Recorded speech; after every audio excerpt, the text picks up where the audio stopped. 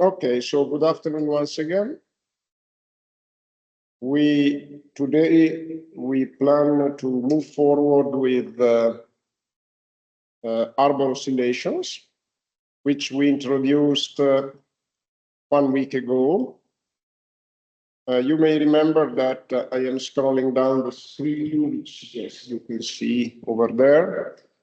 You may remember that we discussed this mathematical representation of waves. Just 1 second, I'm just checking that my micro is, 1 second, my micro is working. Yes, it's working. So, as I said, these are relationships which can be used to represent incoming waves into a basin and reflected waves. You may remember that what we said is that when a wave gets into an Harbour basin from the mouth, of course, it moves along the Harbour basin and then gets reflected by the head of the basin, and it is reflected with a reflected wave that have the same phase as the incoming wave. So the result is that the two waves superimpose each other. And therefore, we get the reflected wave traveling back. And it may happen if there is a combination of times that the reflected wave is reinforced by the incoming waves through the mouth from the ocean.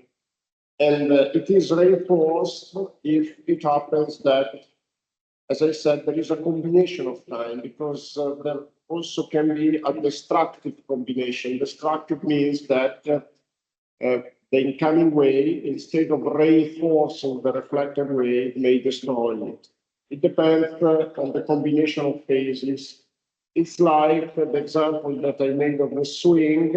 If you push somebody over a swing, of course, you may reinforce the amplitude of the oscillation if you push at the right time, like the wave. If the wave pushes at the right time, the oscillation is reinforced. But if you make a mistake and you push when the swing is still coming back, you destroy. It's a destructive action, which means that the oscillation is decreased. Okay, it's damped down. And therefore, of course, this resonance, this reinforcing, only occurs if, in a way, when the wave comes from the ocean, there is a coincidence through to through, crest to crest, with the wave that is reflected by the head of the basin. So, in any case, this relationship that you can see here are valid to describe incoming and reflected wave. So if you look at the first, let me just put it a little bit down. If you look at this relationship here, which now I cannot highlight, but it is the first mathematical relationship that you see over the screen, simply says that the sum of the two waves is given by the analytical sum, a linear sum of incoming plus reflected wave. And WI stays for incoming, WR stays for reflected. And these equations are supposed to describe the waves, incoming, reflected, and sum of the two waves for any given spatial location x and any time t. What we said is that we have only one spatial coordinate because we suppose that this is a 2D problem. 2D means vertical direction, which is described by W, and one horizontal direction, which is described by X. And it's a 2D problem because to simplify things, we refer to a rectangular basin with the side of the rectangle that are along the same direction as the longitudinal direction of wave propagation. In order to describe incoming and reflected wave, we can use the relationship that you see there. And by using a cosine function, you could also use a sine function. You can use any periodic function, okay? And it's a periodic function where you can see that the periodicity is given by 2 pi. So the factor 2 pi describes the periodicity along 360 degrees, along 2 radians. And then between parentheses, between the round parentheses, after 2 pi, you have the wavelength lambda and the period of the wave, capital T. So these are very simple periodic function that we can use to describe the wave. Of course, we have to plug into a mathematical relationship the proper wavelength, lambda, and the proper period, capital T, which is, in the case of the incoming wave, it's these are the parameters of the waves from the ocean. And for the reflected wave, we have the same parameters because we know that the reflected wave is a wave with the same amplitude and same wavelength and period, but opposition of phase, same phase, sorry. And here the difference between the incoming and reflected wave is just in the sign between the inner round parentheses. It's minus for the incoming wave, you see, and plus for the reflected, because it just describes the direction of traveling. With the minus, you have a travel from the mouth to the head. With the plus, you have a travel from the head to the mouth. Of course, to better understand these functions, the best thing is, even though they are very simple, is to plug them into R code or whatever, MATLAB, and see what is the result in a figure. We will do that.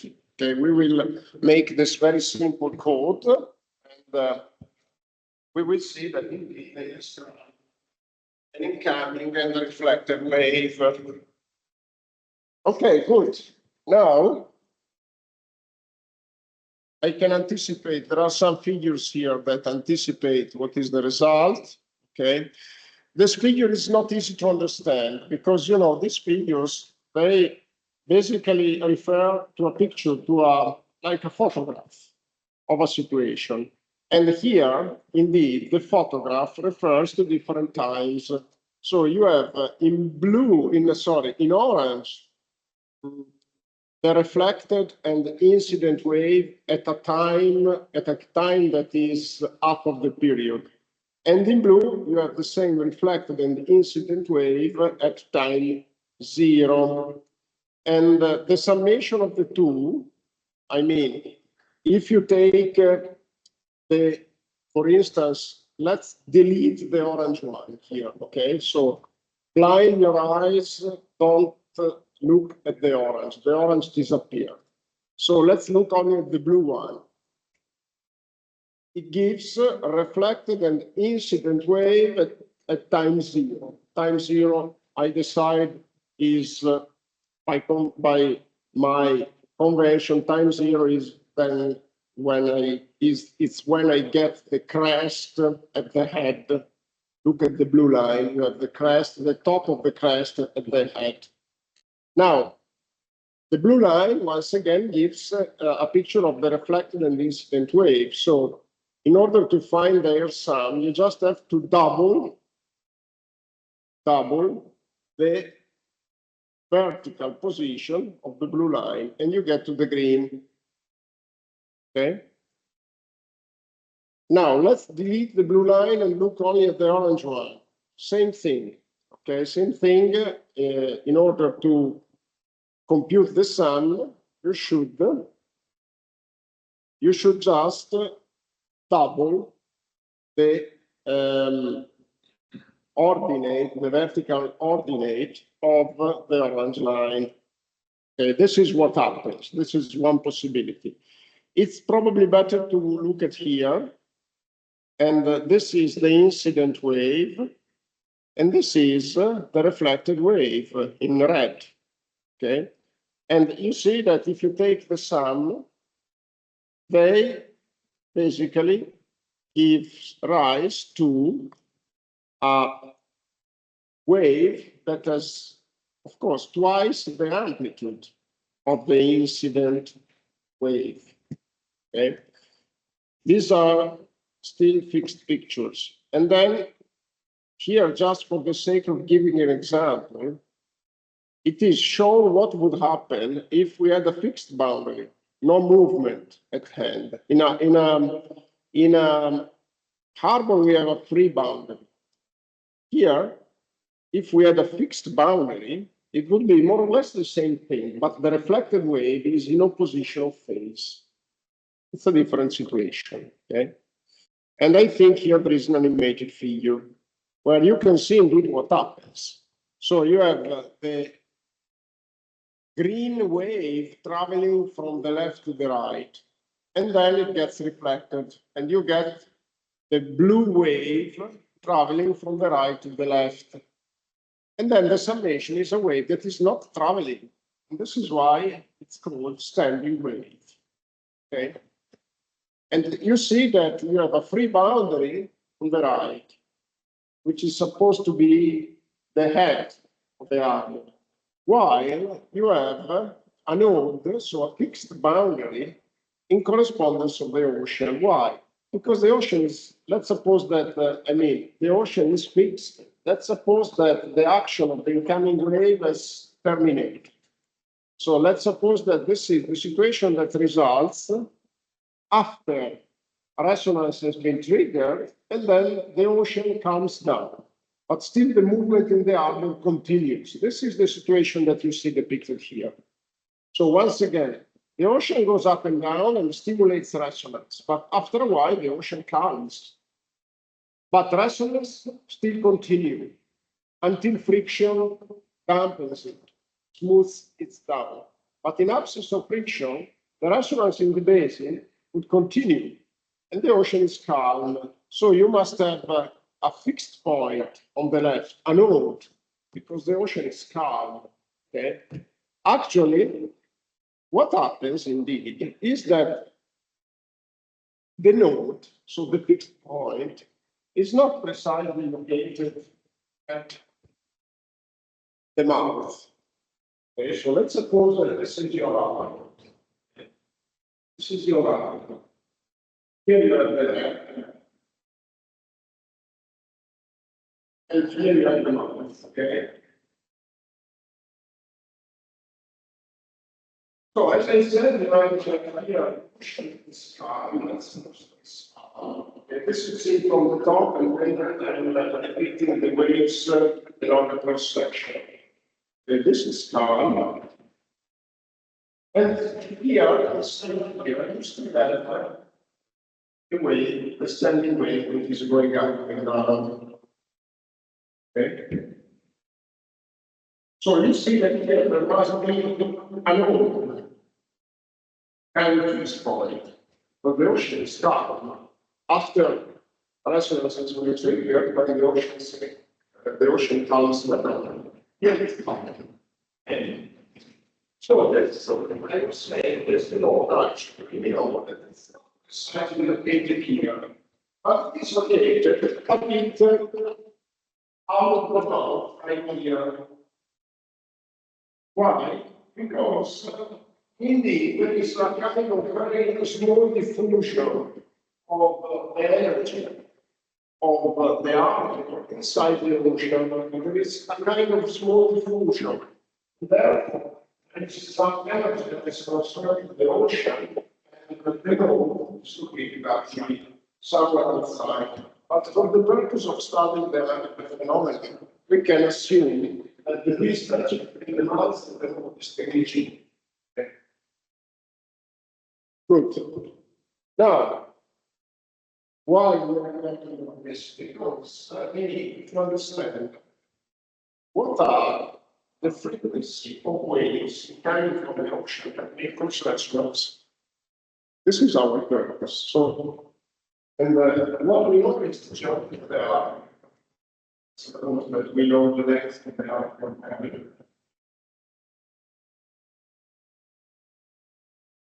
And so our purpose is, okay, let's suppose that we know what is the geometry of the arc. And let's suppose that we also know the time is taken by evaluating each the head and to come back. So what is the time required for the Harbour getting deflected and reaching again the bound? Why this time is important? Because of course we have to check the combination of times between the period of waves coming from the ocean and the time taken by the waves to get back and forth. Forth and back, actually. So let's say that looks for this characteristic time in the arc. And it is easy to show that if you assume the absence of friction, we know what is the standing wave given by the square root of C, V, where V is the length of the arc. Okay. We know this velocity. Let me just turn the camera to the blackboard. Let me see if there is anything over there. Yes. So this means to compute this characteristic time, which we may call let's pursue it, because I want to put the same symbol that is in my picture. It's quite easy to compute this characteristic time, and therefore we have to study this combination of times that gives rise to resonance. Because once we know it, once we know what are the dangerous frequencies, dangerous of the waves from the ocean, and dangerous periods, which is the same thing, frequency minus period. You know that the frequency is the inverse of the period. So once we know about the dangerous frequencies, we can compare the frequencies that we expect from the ocean, that we can infer from the data, we can see them from the data. And if you see that there is a match of the frequencies, then we can try to change the geometry.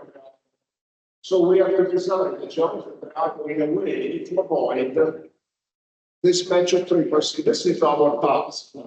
Now that hopefully we have understood how it works, now our task is how to estimate these frequencies, these dangerous frequencies, which is also fascinating. It's very interesting. Resonance, I think it is indeed an interesting phenomenon, because in principle it is very powerful. With resonance, you can increase the energy of a system with a relatively small effort. If you think of a swing, it is very easy to make a swing really oscillating with a high amplitude, with a relatively low effort. On the other hand, it's extremely dangerous for the very reason that energy of the system can increase forever.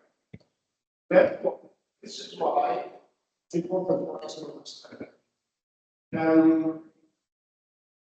Okay, so I think that making useful in order to understand, because it's a very simple computation. So understanding in fact the dangerous frequencies, it's a very simple computation, extremely simple. In fact, the formula for computing the dangerous frequencies goes back to, I think, 1865. It's a very simple formula. So I could project the formula over the screen and say, look, this is the formula. Just make sure that you don't expect waves with this frequency, this period, actually, because the formula is the period. Remember that when you talk with engineers, it's better not to speak in terms of frequencies, because engineers are more used to time and length. Okay? So an engineer usually is very comfortable when you talk about critical times, critical length, while a physicist is more comfortable when you talk about critical frequencies, but actually it is for a wave it's the same thing. When you talk about frequency of a wave and the period of wave, it's the same thing. Just have to take the inputs. So I think project is very simple formula, but I think it is nice that we try to understand the phenomena because an engineer, web engineer, understands reality. It's an essential for a good engineer. So in order to make this premise, I think I found just today a couple of videos for a total time of about 10 minutes, which I think it is worth watching.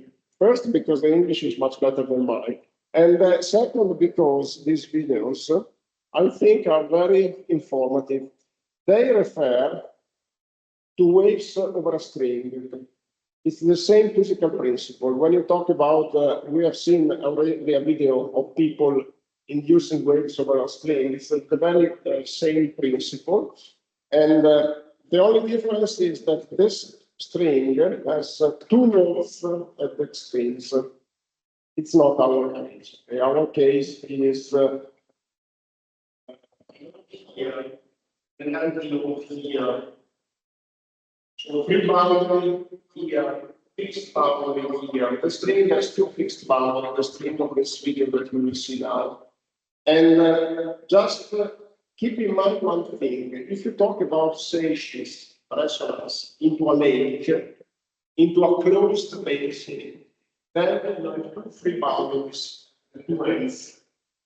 In a lake, the wave can go up and down on one side of the lake and also the other side of the lake. So there are three possible configurations. Two nodes at the extremes, two fixed points at the extremes. It's not relevant for our case of Harbour engineering. Okay. One node, one fixed point, one free boundary. It is called open basin. And then you may have two free boundaries. It's called closed basin. Okay. We see a picture which is reported in my slides. But now let's look at the videos. And here there is another picture. You see, this is a bit simpler. This it refers to a situation with a fixed boundary on the left, free boundary on the right. By the way, in order to adapt this figure to our situation, because this is what you see on the screen, our situation there. Okay. In order to adapt it, I had to cut this figure because the figure was referred to a string with two fixed boundaries, and therefore I cut it. Okay. By cutting it, I adapted it to my case because it's just a matter of shifting the wave back and forth, and then you adapt it to the case that you wish. Okay. Okay, good. Let's look at the video. So here you see another figure. Free end, what means? No phase change. So it means that upon reflection, you get a superimposition through to through, crest to crest. In the fixed end, you have a phase change. Okay, so you have a reflection of crest against through, through against crest. And this is why the point is fixed.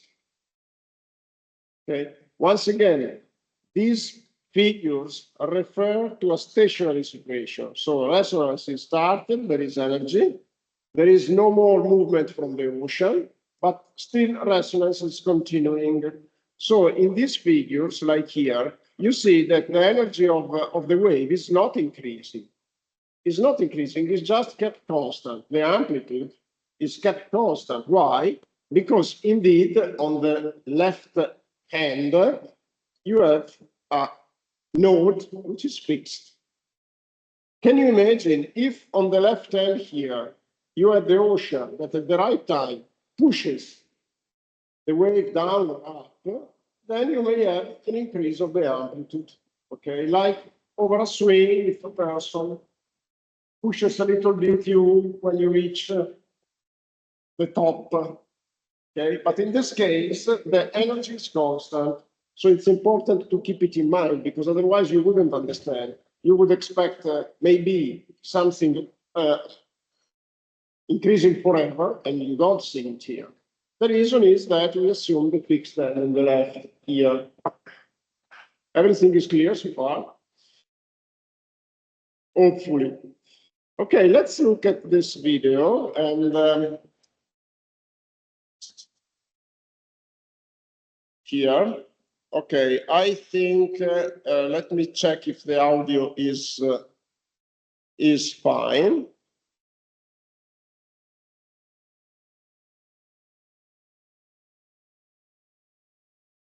Okay, just 1 second. I see that there is a person connected. I think you can listen to the audio. If not, just let me know, okay?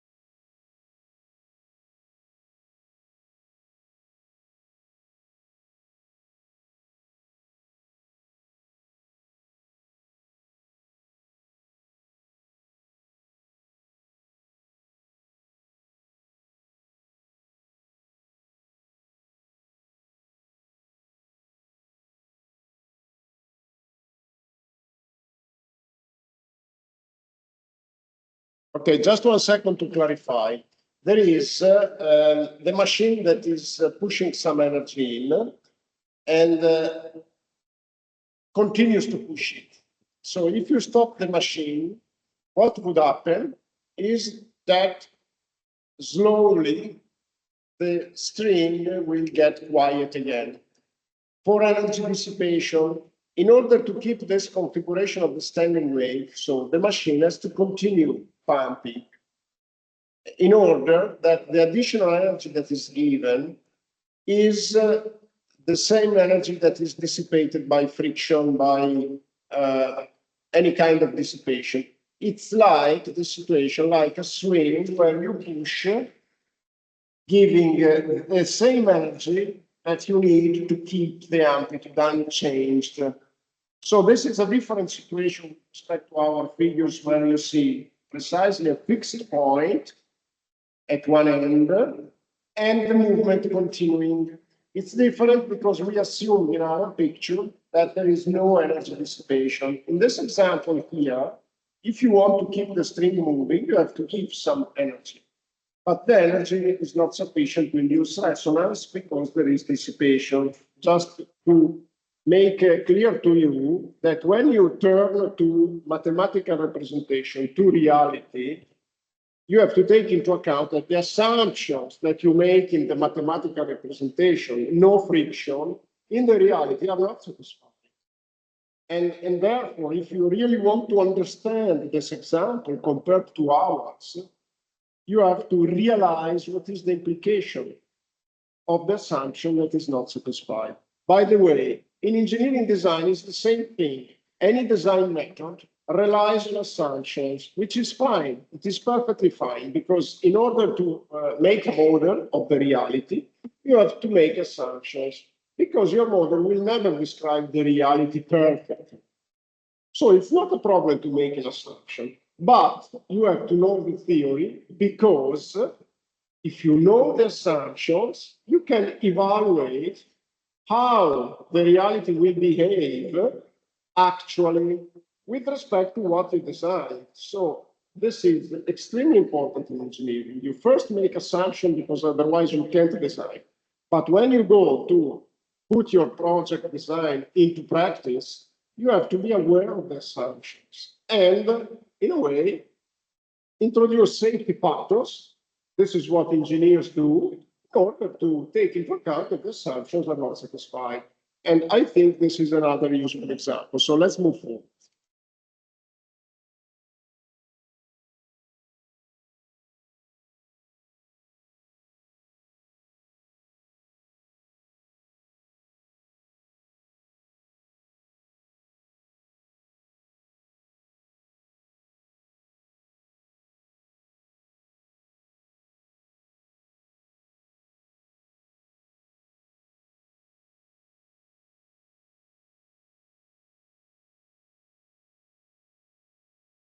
This is the first harmonic.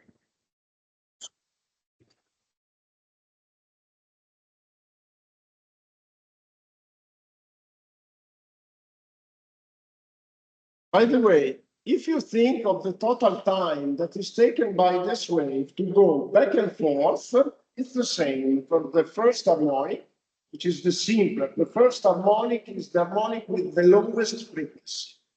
Okay. We have seen earlier the second harmonic. The second harmonic has twice the frequency. In this case, with two noise, twice the frequency. But if you think of the overall time that is taken by the wave to go back and forth, it's the same. Okay.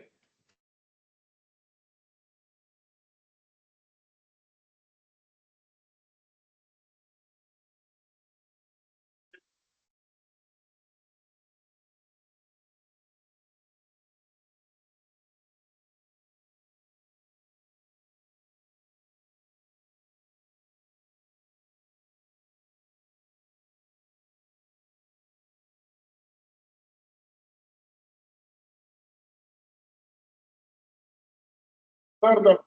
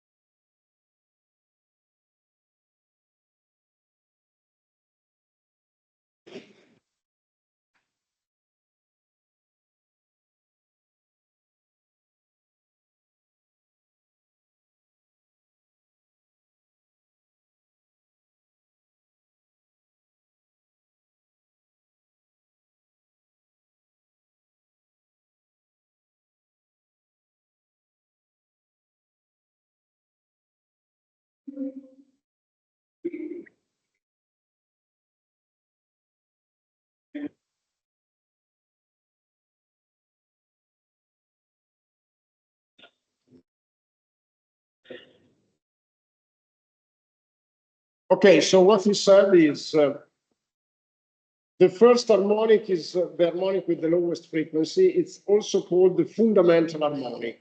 So also our Harbour must have a fundamental harmonic. And then there are other harmonics which correspond to higher frequencies, but still we have the problem of resonance because all of these harmonics basically generate a standing wave, as we have seen here, which means a resonance. Okay. And he said, okay, let's move forward to the computation. What he wanted to check in particular is for any harmonic, how many wavelengths were introduced. Why he wants to insist on the wavelength?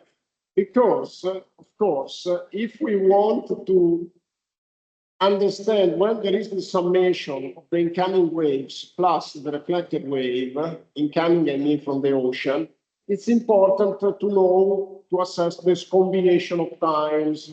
And in order to check whether the time is critical, we need to know the wavelength. So this is why he insisted in saying, look, here we have one wavelength and a half, here we have three wavelengths.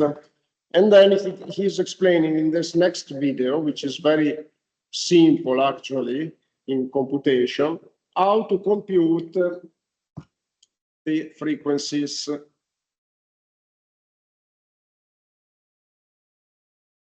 Okay.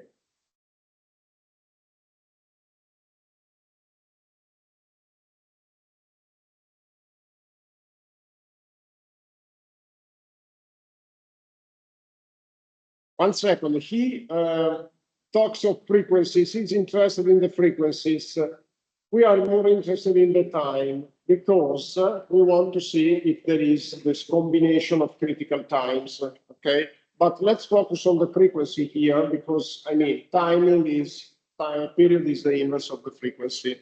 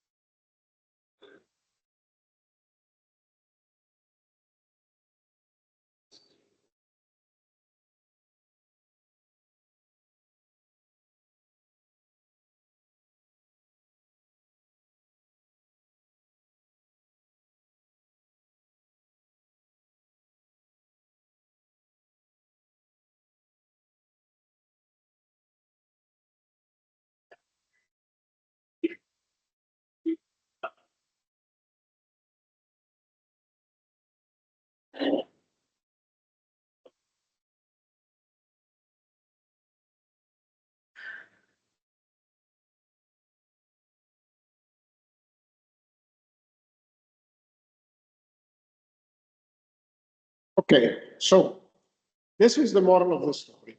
So he wanted to estimate the frequency of each harmonic. Why? In order to compare the frequency of each harmonic with the frequency of waves incoming from the ocean. If it is the same frequency, we have to be concerned. And how he estimates the frequency? Look at the red rectangle. First of all, by knowing the velocity of the waves into the basin. And by knowing the length of the basin. We know the velocity in our basin is given by square root of GD. G is gravity, D is the depth of the basin. Okay? And we also know the length of our basin. So we can compute the ratio V divided by N. Okay? And then we have to correct for the number of harmonics. And the number of harmonics for us, it's potentially unlimited. But we have to be concerned by the lower harmonics, not by the higher harmonics. Why? Because we are assuming that there is no energy dissipation. And on the other hand, energy dissipation is there. Energy dissipation is much higher if the frequency of the waves is large. Because you have, it's clear also by intuition. If you have a wave that is going up and down slowly, then dissipation is much lower than a wave that goes up and down very quickly, because, of course, dissipation depends on the square of the velocity. So what is more concerning is the fundamental harmonic, the first harmonic, or the second harmonic, the third harmonic. You never go to the harmonic number 100, okay? Here, N is the number of harmonics. On the other hand, you can also express it in terms of number of notes. It is, for us, probably more understandable, easier to be understood. Just keep in mind that the number of harmonics, if you remember the picture on the left that he made, is related to the number of notes. By the way, when he counted the total number of notes, he also counted the notes at the extremes. There are other tractations, other textbooks, they count only the inner notes. This is what I will do in my lecture notes. When I count the notes, I don't count the notes at the extremes. I only count the inner notes. So if I go back to the picture that he made on the left, this one, I would say this is not the best one. Here, let me check if I can get, yeah, a sketch. So for me, the fundamental harmonic in this case, I would say 0 notes. And the second harmonic, I would say 1 note, etc. Just keep in mind that different people can take different references, okay, different conventions, which is okay, it is fine. Another thing that we have to consider is to extend this reasoning to our case, because I mean, this is what we need, the formula that you see here. But to extend it to our case, we need to take into account that we never have the situation where we have 2 notes at the end. So first, we have to understand here how many movements are included in describing the wave into the harbor, like he did. He counted, remember, the number of wavelengths for the first harmonic, the second harmonic, etc. We have to do the same thing. So let's suppose that here we have only the fundamental harmonic. So what is, how many wavelengths? We have included in this distance time. So this is what we have to do. We have to make the same reasoning that he did with the string with the notes. Now, yes, we have one boundary here. We have to count how many wavelengths and so we have to adapt this relationship there. We cannot use that one. And also we have to adapt it because I want for the number of nodes. I wanted the number of nodes because it's easier for us to be understood, and because I make reference to a textbook which takes this approach, okay? So now the question is, how can we adapt this formula? By the way, this formula that is depicted on the screen for the case file by Merriam in, I think it was 1865, but now let's see if it is indeed 1865, okay? And in order to look at the Merriam's formula, I go over my lecture notes, and it is here. But before looking at the formula, let's look at this bit. This is what I want to meet with you to look at. Because we have two cases. The figure is taken by a textbook, which I think it is open domain. So probably you can find it in as a link, but we will check later on. The figure is not immediately comprehensible, so it requires some concentration, okay, some attention. First of all, there are two cases: the closed basin, and the closed basin means a lake, and the open basin, which is our case. It's also called here open-ended, okay? And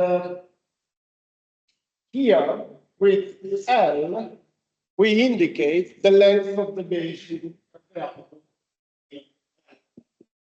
L0 is the wavelength. So in this figure, L0 is the wavelength, okay? So let's start from the open-ended basin. It's our case. What is the shape of the fundamental harmonic? What is the shape of the wave with the lowest frequency, of the standing wave with the lowest frequency? Okay. What is the shape?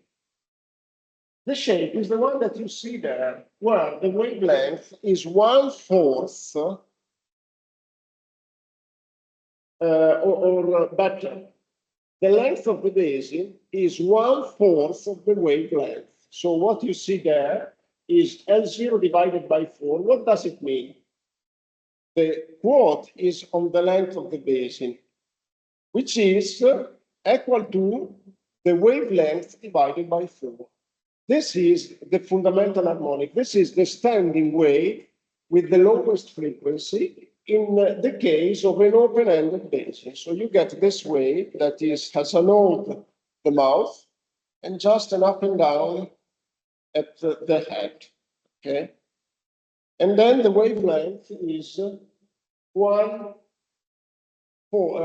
4 times the length of the basin. I say again, the wavelength is 4 times the length of the basin. And this is, again, the fundamental harmonic. It is the most concerning. Okay, so we have to make sure that the waves incoming from the ocean have not followed the same frequency. Okay.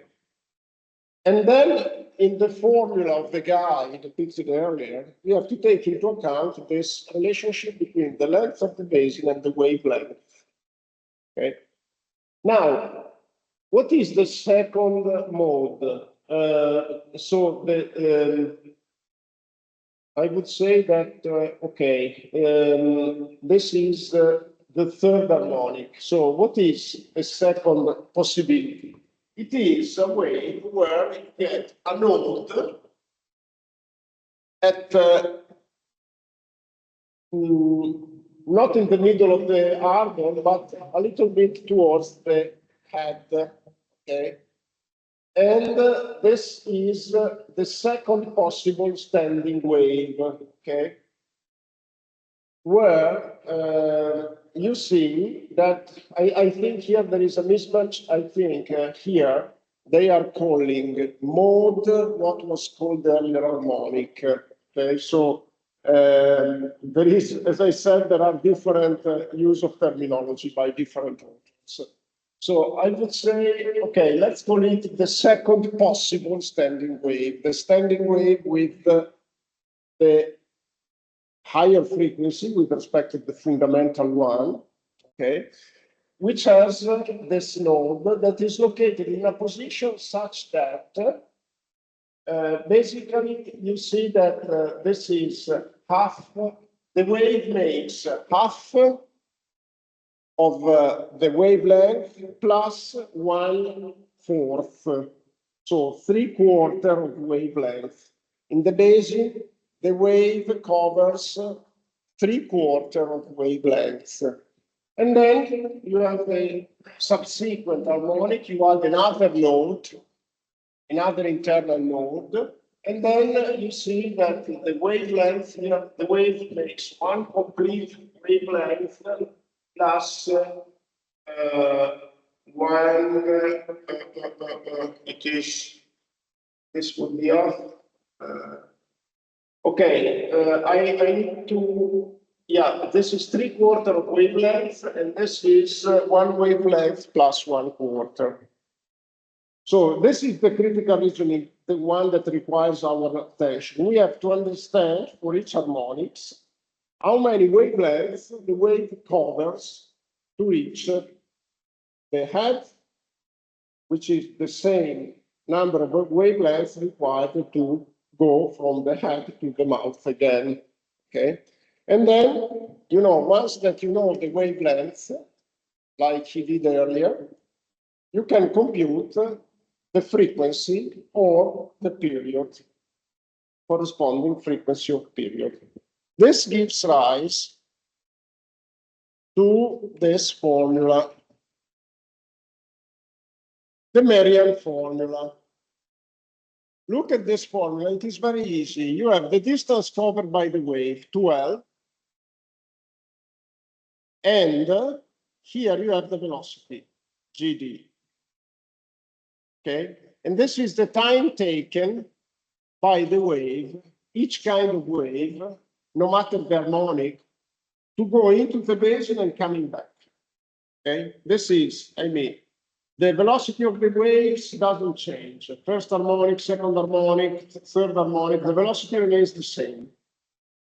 So 2L divided by square root of GD is the total time taken by whatever harmonic to get from the ocean to the head of the harbor and back to the ocean. And then, if you want to compare the period of the corresponding wave, you have to divide by the number of. But this is valid, pay attention to a closed basin. So this is valid for the case which you see on the left here. This case is easier because you see that here you have for the first harmonic that over the length of the basin you have half wavelength. Here you have a full wavelength, and here you have a situation such that if you compute the number of inner nodes, in this case is one inner node, and then it means that the critical period is 2L divided by GD, which is indeed true because along the basin we have half wavelength. So it means that if you compute the period, you get 2L divided by GD with one inner node. If you take two inner nodes and you try indeed to compute what is the period of the wave such that you have two inner nodes, then you see that the period is half of the previous period. This is quite easy for the closed basin. If you go to the open-ended basin, the formula needs to be corrected to this formulation here. Okay. Again, n is the number of inner nodes. You have to correct because if you look at this figure, you see that the fundamental harmonic has no inner nodes. Here you have one inner node, so you have to make a correction with Merian's formula. And here you don't have any inner node. Along the basin you have 1/4 of the wavelength. And then here it means that 4L divided by GD. This is the critical period of the wave. Why 4L? Because the wavelength is 4L. And there are no inner nodes. And And if you increase the number of notes, then you get to the other harmonics. So what is the moral of the story? It is very simple, the moral, because if you take this relationship, it's very easy. You know well, you know the depth of the basin, and you can compute for n equals 0 the fundamental mode, the period for the fundamental mode. And here there is a misspelling. This is fundamental mode, not fundamental node. I will correct it. So you get the first period, which is critical, which means that you have to check whether your waves coming from the oceans are getting close to this. And then you put N1, and then you put N2, and then you put N equal to 3, and that's it. And you check whether the waves from the ocean have periods that are close to this. So it's very easy. To understand how this is derived is also easy, but probably you need to think at it a little bit. And if you're interested, I encourage you to try to get a good perception of what happens. To get a good perception of why the critical period is given by this formula here. Okay. Try to get a good perception, because it helps you a lot. First of all, to like the topic, and second, to get confidence with it, which is important when you turn into design. Okay. Do you have any questions so far? Okay. So basically, we have solved the problem, but in order to try to get this better confidence, let's try to make something that is perhaps a little bit more, let's say, interactive. So why don't we describe mathematically? Why don't we make this exercise to describe mathematically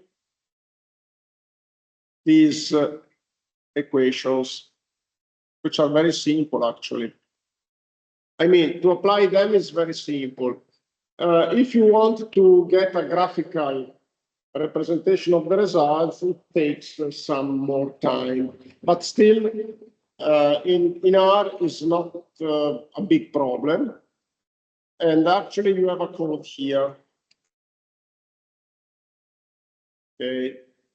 You see, simulation of a standing wave can be easily obtained in the PC by applying equation 1 and 2, which are the two equations here. Sorry, I go back. 1 and 2. And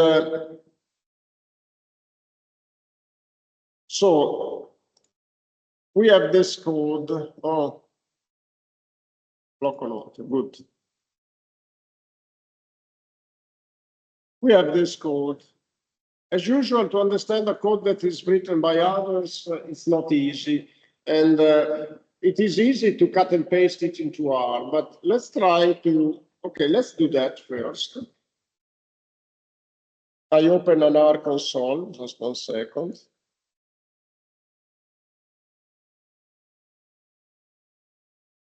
Here it is. And here I have the code. First of all, let's just to make a very trivial exercise, to take a picture of this in calm conditions of this Harbour. And so I copy this and I paste it. Okay.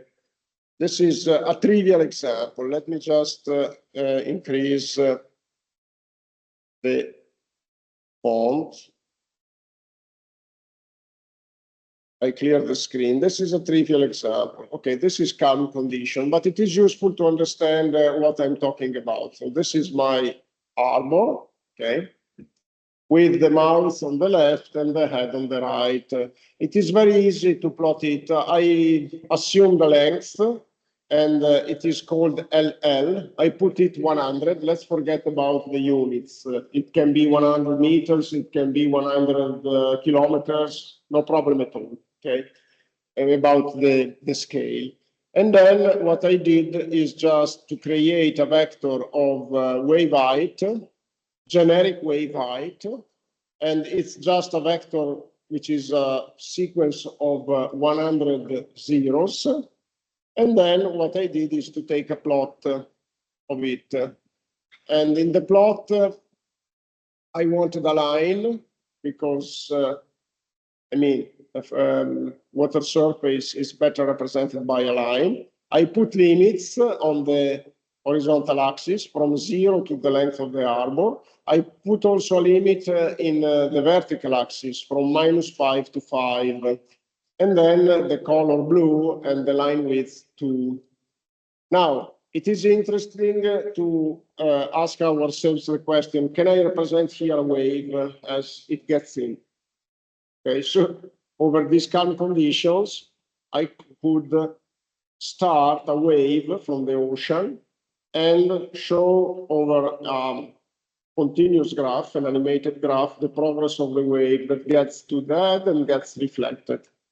This is, okay, from a graphical point of view, a little bit more complicated, but actually is not very complicated. So, 1 second. Okay, good. Let's look at the code first.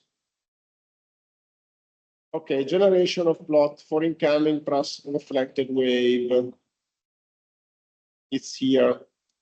And of course, we have to fix the length of the harbor, the wave height, the wave velocity, and the number of nodes, because we have to fix also the number of the harmonic that we want to get. And here it says, be careful, waves must be aligned to make sure that there is a fixed end at the harbor entrance. I have to make sure that there is a node at the harbor entrance. This is the condition that I want to impose.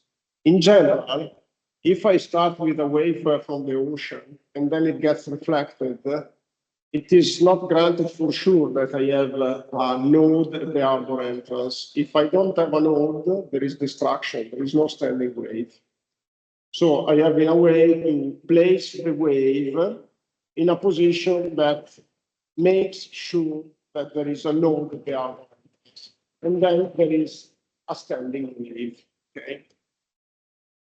Okay, good. So let's look, first of all, I define a vector. Here it's not yet a vector, it will become a vector for the incoming wave, Wi, and here there is the reflected wave, Wii. Okay, this h is the wave height. The length of the harbor is 100. Number of nodes is 3. Okay, let's start with 3, okay? Velocity, I need to define the velocity. Let's put it 1. You can define whatever velocity, I mean, just put a number. And then here you have the formula for the computation of the wavelength. This is similar to Marian form.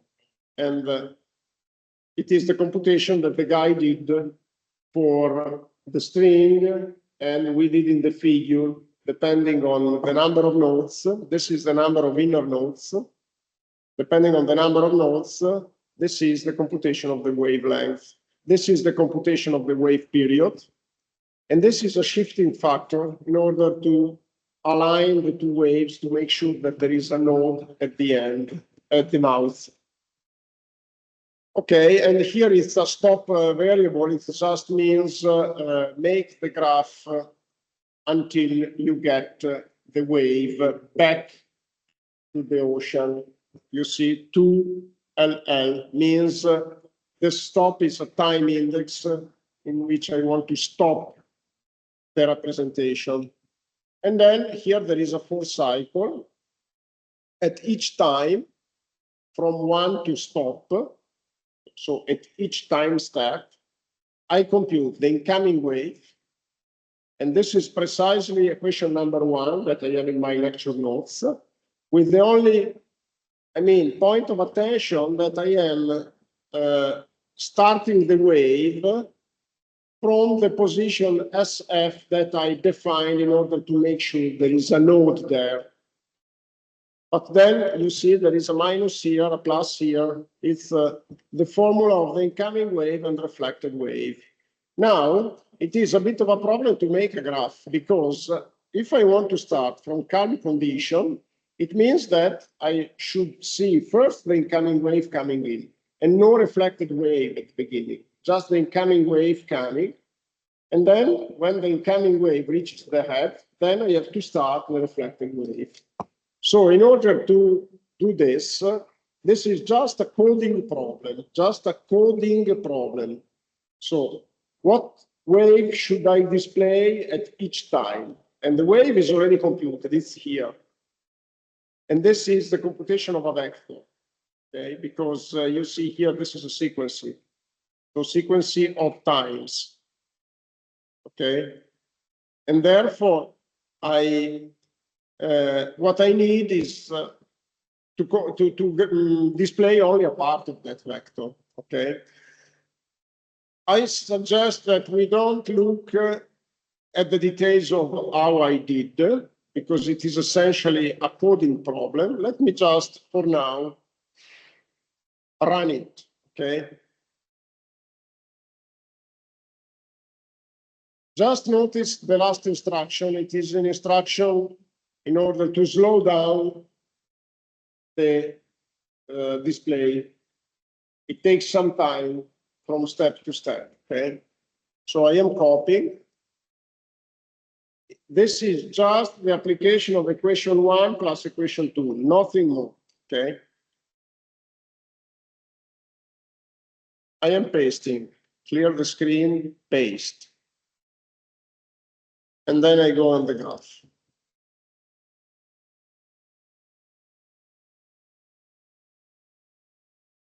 Okay, here there is a visualization problem that is only got in Windows. You see that this is the end of the simulation, and the final result shows everything, the head, the everything, but it doesn't show the progress. So let me try again, but I don't think we can solve it because the code works it doesn't work in no. You see that the display is a bit, let me try, no. You see that there are some flashes. The display doesn't work in Windows. Okay, anyway, the code indeed works. I'm sorry that you cannot see it. Let me just check.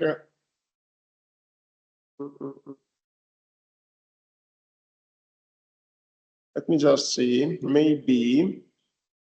Let's try to change this number and let's see if it works, because I think I need to slow it down. I am trying, I'm not really sure. Okay, 1 second.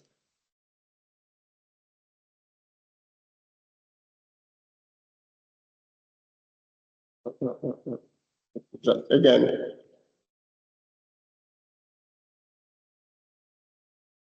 Okay, 1 second, because there is, I think I have to copy up to here. Okay, let's try again. Copy.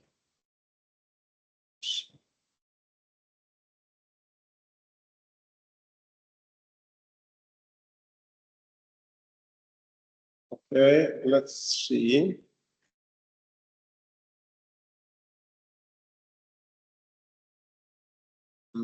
Copy. Paste.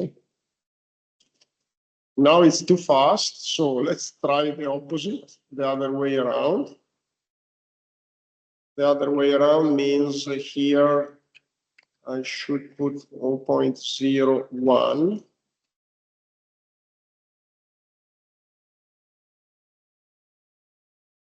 Not sure I am successful, but it is a display problem, so let me see. Okay, now it works a little bit better. I need to slow it down some more. Just 1 second. 0.05, 0.01. So let's see, 0.3. Now it should work.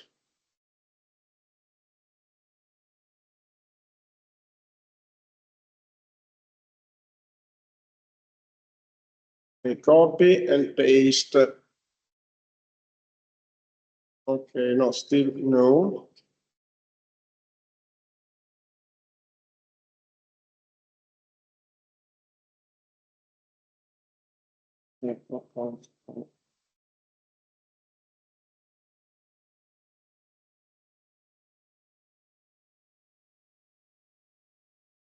I think you got the meaning, but I just want to make another try if I could get it slower.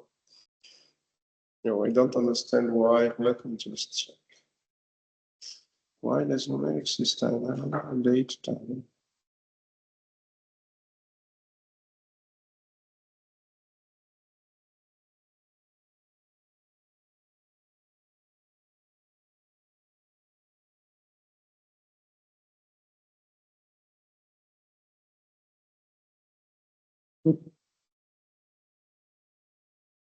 Okay, anyway, at least you had quite a feeling, and just check why later system.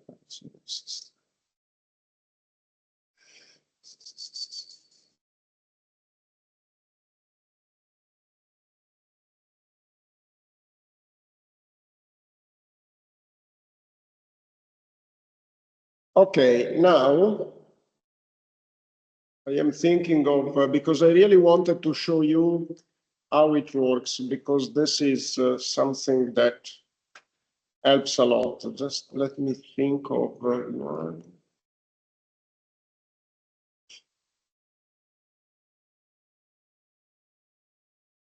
We can do this.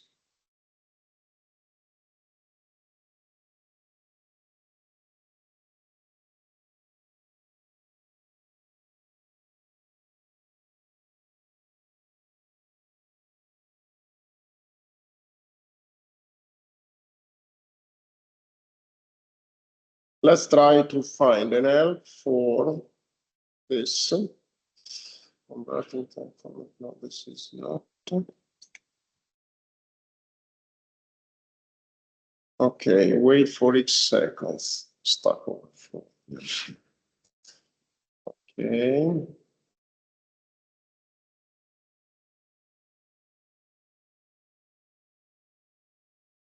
Good. Let's see, for example.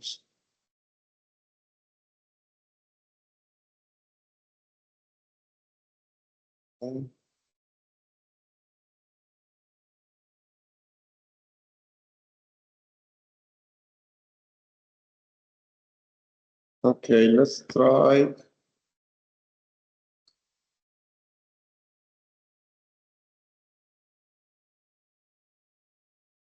Give me a chance to make another attempt.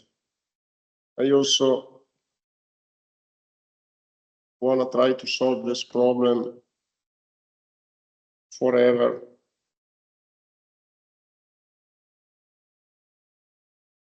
Okay, now it's too slow.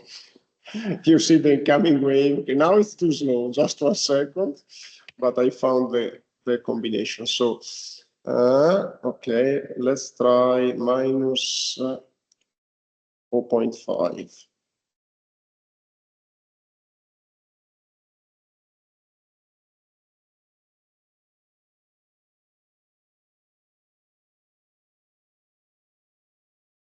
You know, depending on the PC, you have to find the right, this is definitely too slow. And the other problem is, okay, Control L, perfect. Let's see.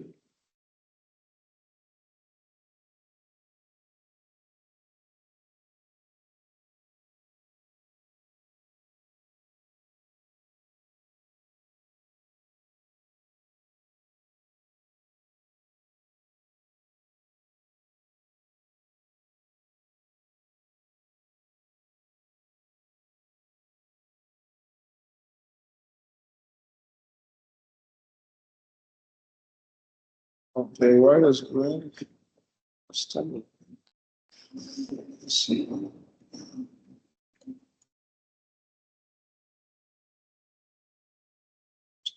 Fine, okay.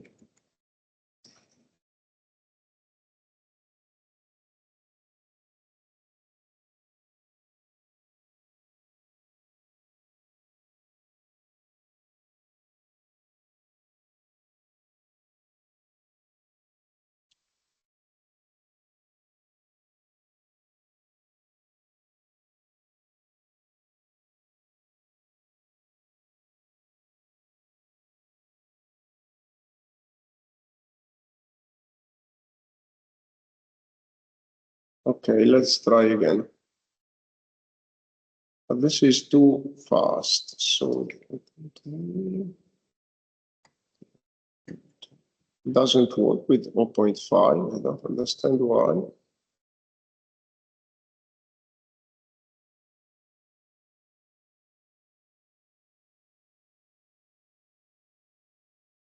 Okay, this is something that is reasonable. You see the incoming wave. This is a plot of only the incoming wave for now. You see there is the calm condition and the incoming wave that is traveling from the ocean to the head. Okay, this is a bit too slow, but let's stop with attempts to find the right combination for this PC. And then you will see that when it reaches the head, there is the reflection. The reflection computed with equation 2. And then you will see the summation of the two waves.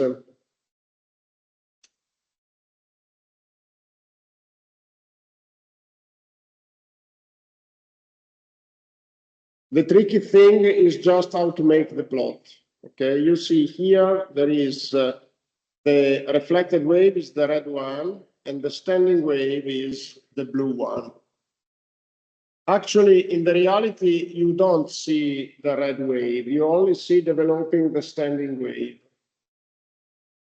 And because, of course, in the reality, you see the sum of the two waves, okay? And as you see, the amplitude of the standing wave is twice the amplitude of the incoming wave. And then it stops when it gets to the head, to the mouth, sorry, you see here. And here the critical issue is if the reflected wave, if the standing wave is in phase, is reinforced by the wave that comes from the ocean. Good. Let me just see if I can 0.5, 0.3. I just want to find the right time because I think it is useful to make some experiments by changing the parameters. Let me see if we can get something. No. I don't understand why it gives this error. Anyway, 0.4. Let's see. Ah, yeah.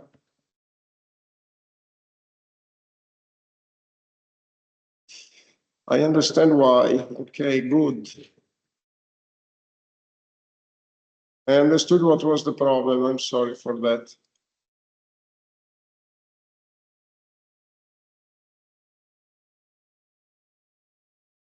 Okay, this is now a bit faster. And now let's try to change the number of nodes and to see what happens, okay? So I go back here, and then I put number of nodes equal to just 1. And let me just here twice the velocity.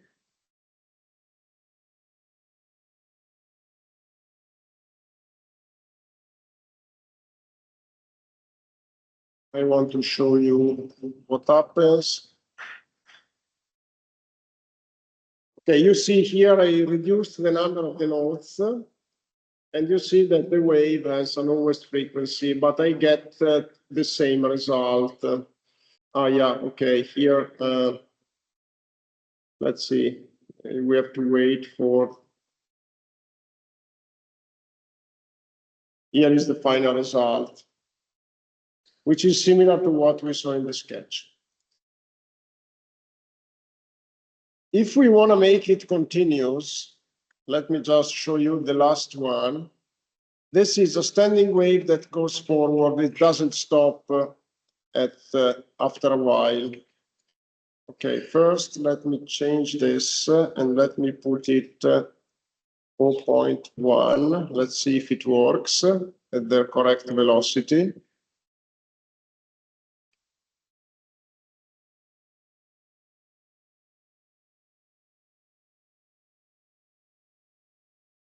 let's see. Still, there is the visualization problem.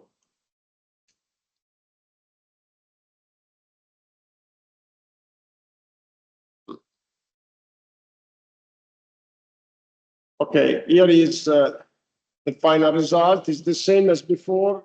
The only difference that there is, it is moving forward forever. I just wanted to tell you this.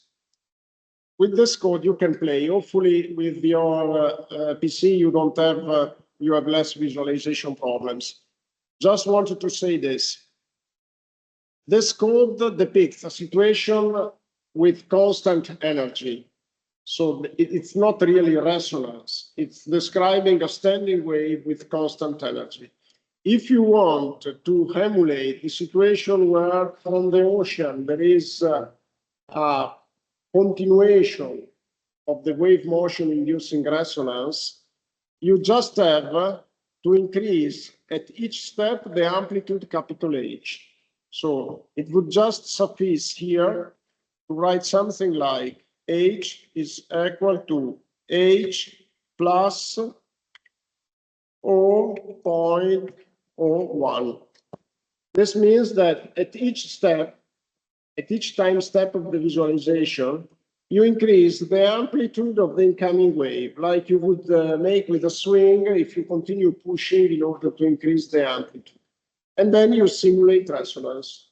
And this happens if the ocean, when the standing wave comes back, it pushes it again. Pushes it again at the right time. If there is no combination of these times, then nothing happens, or maybe also destructive action happens.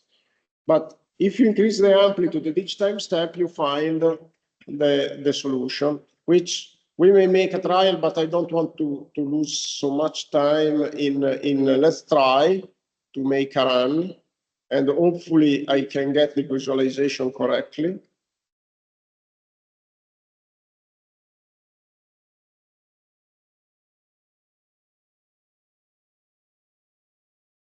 Let's see. Okay, it's not the best, but you can see here that the amplitude is increasing the amplitude of the standing wave because it is increasing the amplitude of the incoming wave. If you wait for a while, you see that the amplitude is increasing.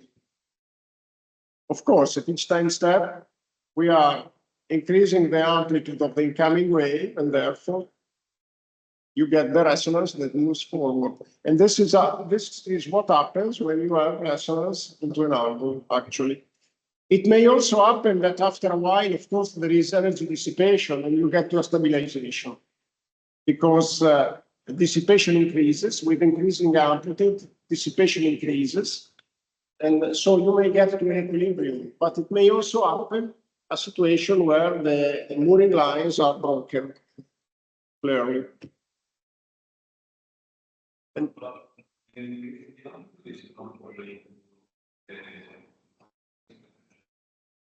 because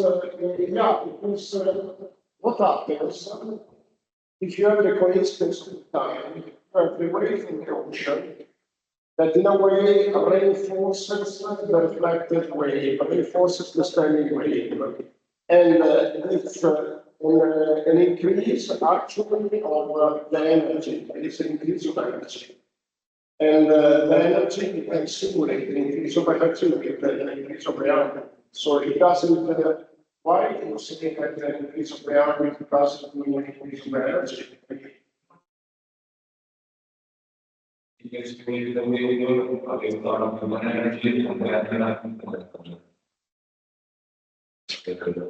So if you generate a wave at the end, energy is lower because you have some friction. In this case, we assume that there is no friction. There are no electrons. Because I propose that each time step, the amplitude is increased for small waves. So basically, if you increase the amplitude of the wave, you simulate the increase of energy. I think we can make the break now. And basically, I think we have finished. Just let me look at the lecture notes if I'm not forgetting anything. No, basically we are we are done. And if you have any question now or later, no problem at all. And otherwise, let's meet in 15 minutes.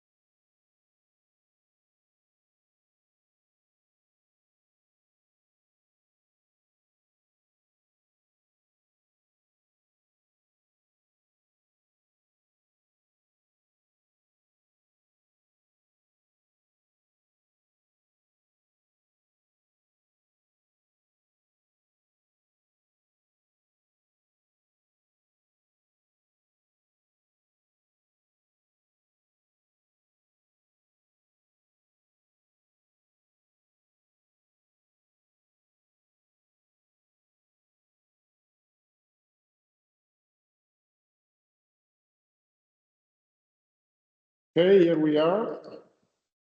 Now,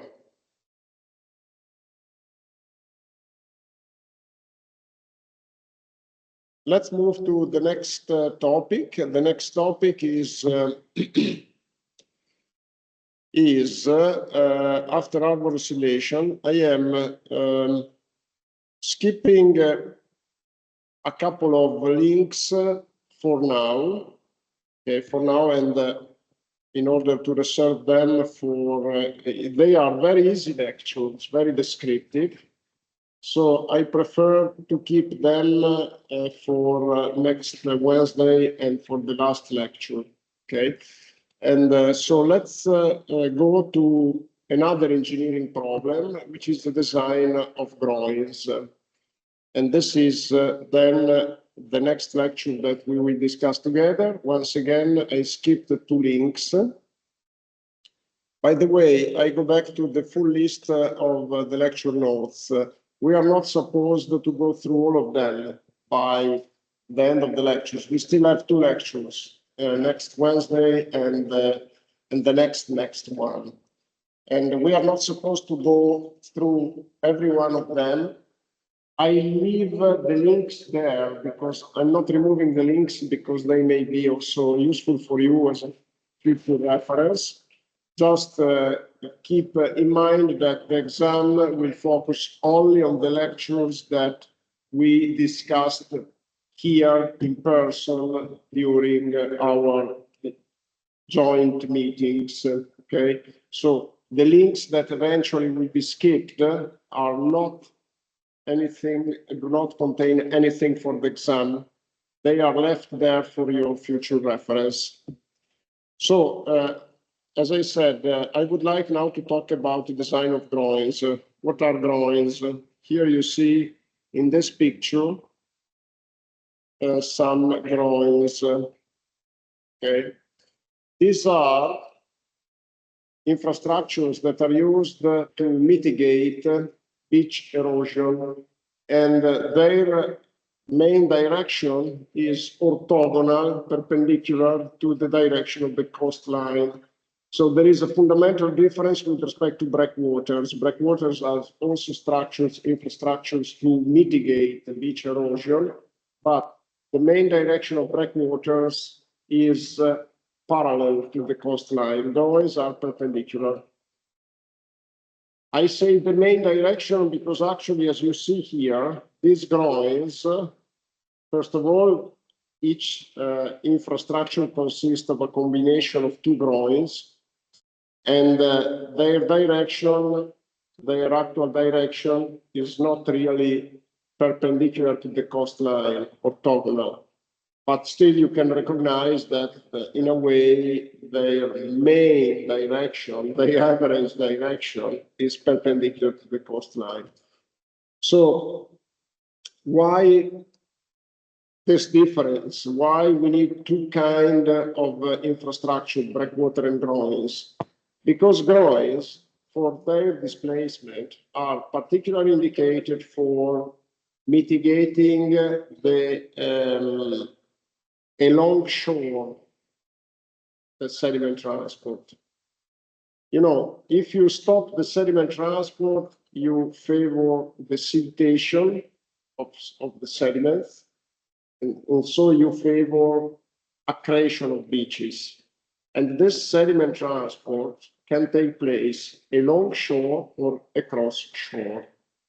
So, of course, it can also be mixed, but we can usually make a fundamental difference between along shore sediment transport, the main direction is parallel to the coastline, same direction as coastline, and across shore sediment transport. The main direction is orthogonal to the coastline. So, just to make it clear, if this is the coastline, say along shore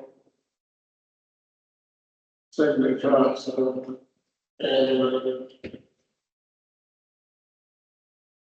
uprights. Okay. Of course, you can have a mixed situation, but when you have a mixed situation, you can subdivide. So you transport into these two-way components. And if you want to block the cross short second transport, you put a vacuum motor.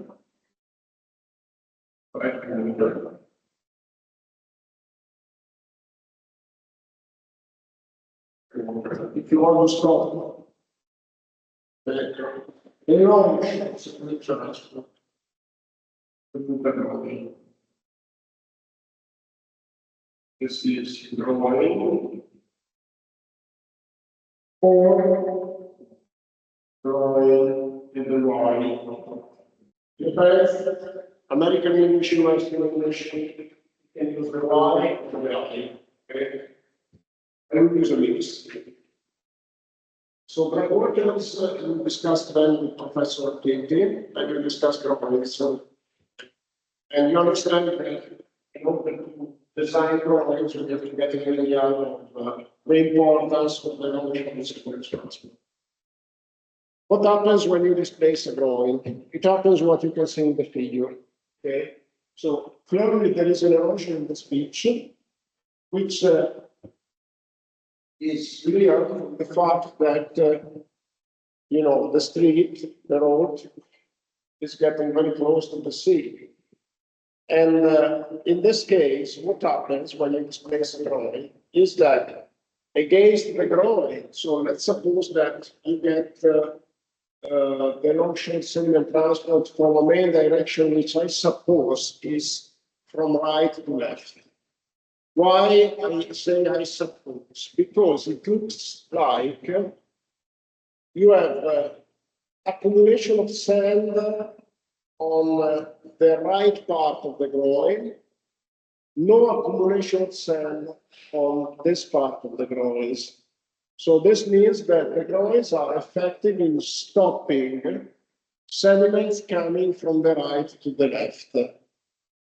Typically, from the direction of the sediments, you have accumulation, and I think it is quite clear that there is an accumulation against the right part. Right, I mean that part of the groins, okay? And here you have less accumulation. And therefore, my understanding is that probably the sediments are coming from there to here, which means the currents, the main waves are coming from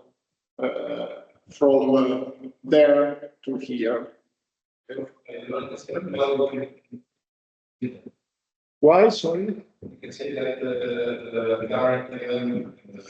Because this is not very clear from here. But do you see that if you compare, I try with the mouse. If you compare this position of the groin, you see how huge volume of sand here. And here you don't have any sand. It's just the coastline is against the body of the groin. So my understanding is here you have and the same here. You see a lot of volume. So try to focus on the structure of the groin. The structure is this one. You see, there is a lot of sand here, and here there is not as much. It's not very clear here, but I think actually we can say that. So basically, let me see if I have other figures. You can find a lot of figures of groins. 1 second.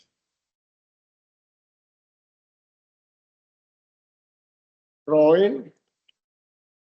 Let's look for other figures and let's see if we can better understand. This is not a good idea. Groin.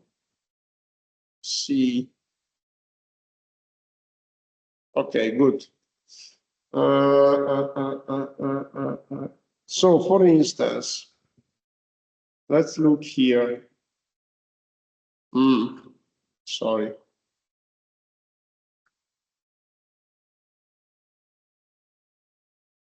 Okay, let's look at this.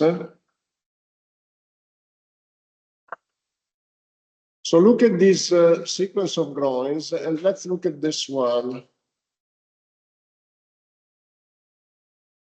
This one here, just a second, because, okay. This one. Here you can clearly see the difference, and also in this one. You see the level of the sand.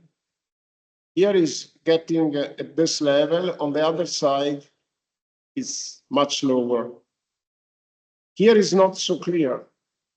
So it means that probably here you have a particular situation, and here you can clearly see that there is an accumulation of sand on this side, which is much larger than the accumulation here. Probably here you don't have the same accumulation because it may be that there is a flux of sediment that is entering in this window, which is larger than the flux of sediment that is entering here. And it is probably dictated by the direction of the waves, which may be influenced by the sea bottom. So I think that this is also clear. And let me check if there are other figures where it's more evident. Let's see.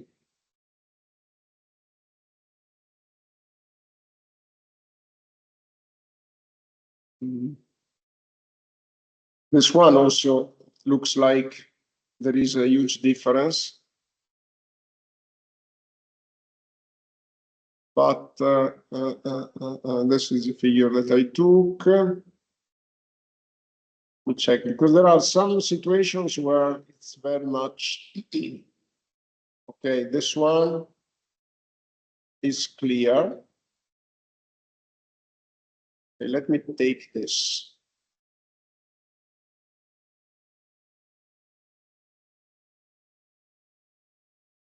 Okay.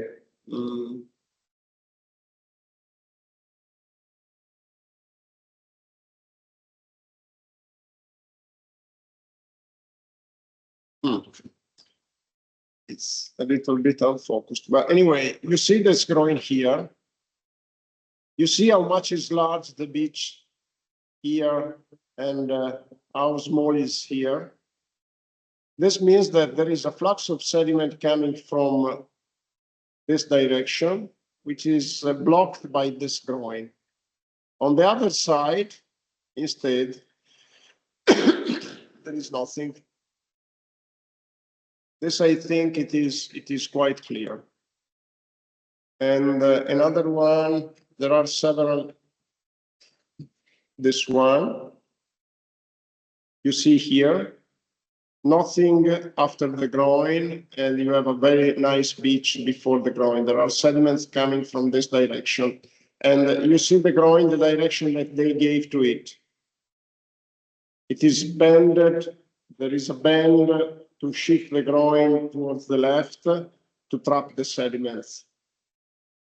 And these are important signals that you should try to understand, because they give to you what is the direction of the dominant sediment flux. I am looking for other pictures, but, or like here, you see people that are seated over the beach. On the other side, there is water. On this side, there is sand. So these are clear signals that allow you to recognize what is the main direction of the sediment flux. The main direction means that it's like an average. It's an average with respect to volume. And of course, during the seasons, you may have different train of waves, different dominant wave directions. But over the year, there is one dominant direction of sediment flux that you have to recognize. And the best thing to do is to look around, to look for natural perturbation of the coastline, and to see the dynamics of sediment accumulation and sediment erosion around these natural perturbations. So you may have in some places some natural groins or some old groins, or you may move along the beach, perhaps where you need to mitigate the erosion, there is nothing. But if you move along the coastline, in the vicinity, you may find other places where they made groins, and you can recognize the main sediment floods. Where there is a beach, there has been the result of movement of sediments, because the beach was not naturally there. The beach was created by accretion of sediments. Typically, the sediments are brought by rivers, and therefore you find sediments around the rivers, but then the waves move the sediment and transport them somewhere else. For instance, the sand of the Po River is displaced down to Ancona, up to Ancona, and down to the Abruzzo region, because it's the movement of the currents, of the waves, that displaces the sediments. And then, where there is a beach, there has been accumulation of sediments, but the dynamics of this accumulation may change over time. Perhaps because we took the sand from the rivers. This happened in the second half of the past century.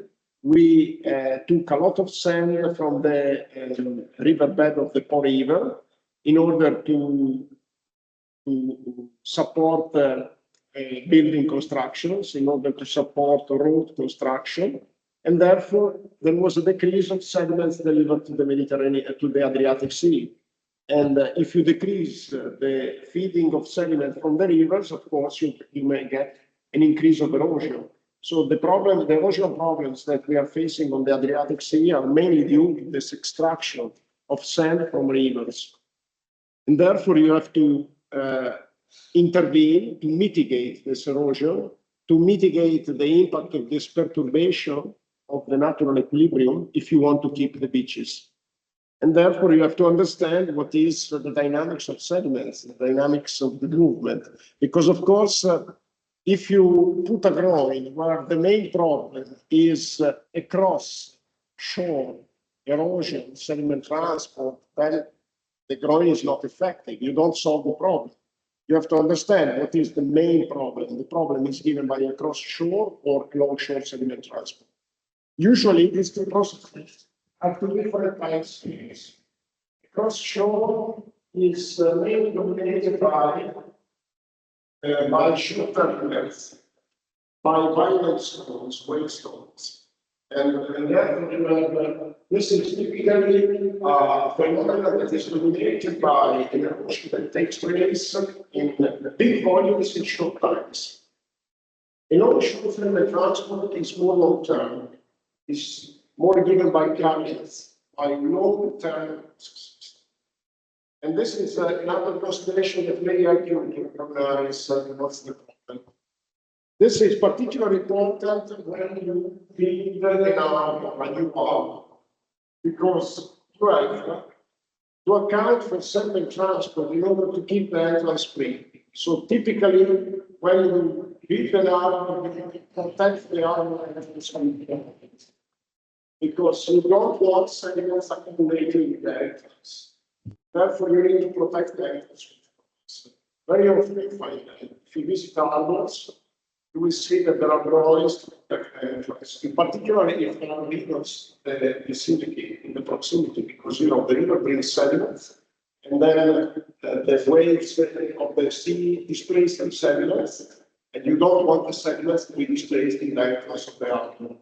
In some of the cases, and I think I have also a video that I may show you, they realized bypasses, sediments, bypasses through the entrance of the harbor.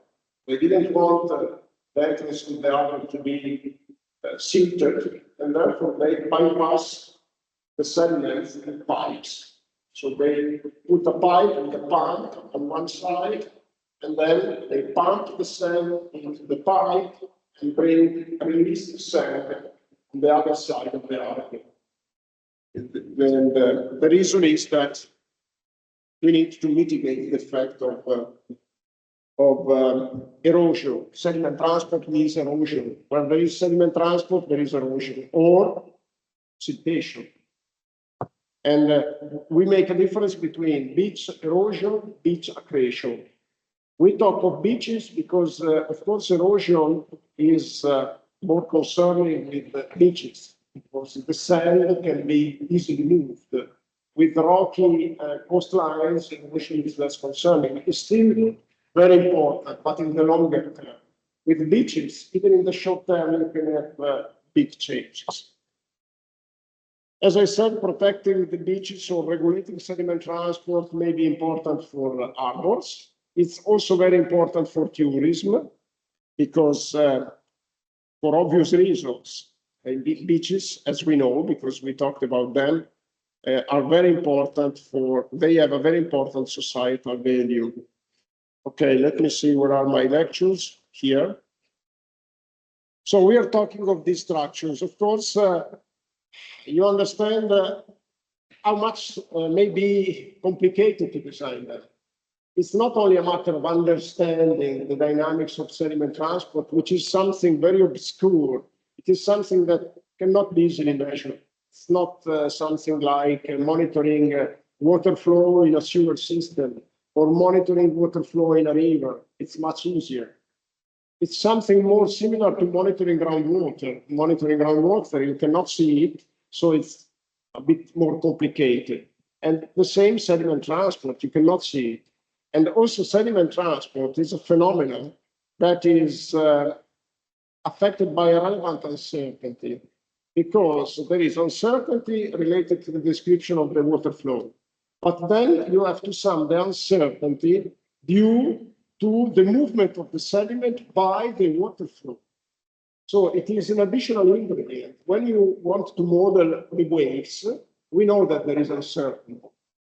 But okay, that's fine. But then when you add the sediment transport, there is an additional uncertainty. Because even if you knew perfectly the dynamic of waves, sediment transport depends on the waves, but also depends on the sea bottom.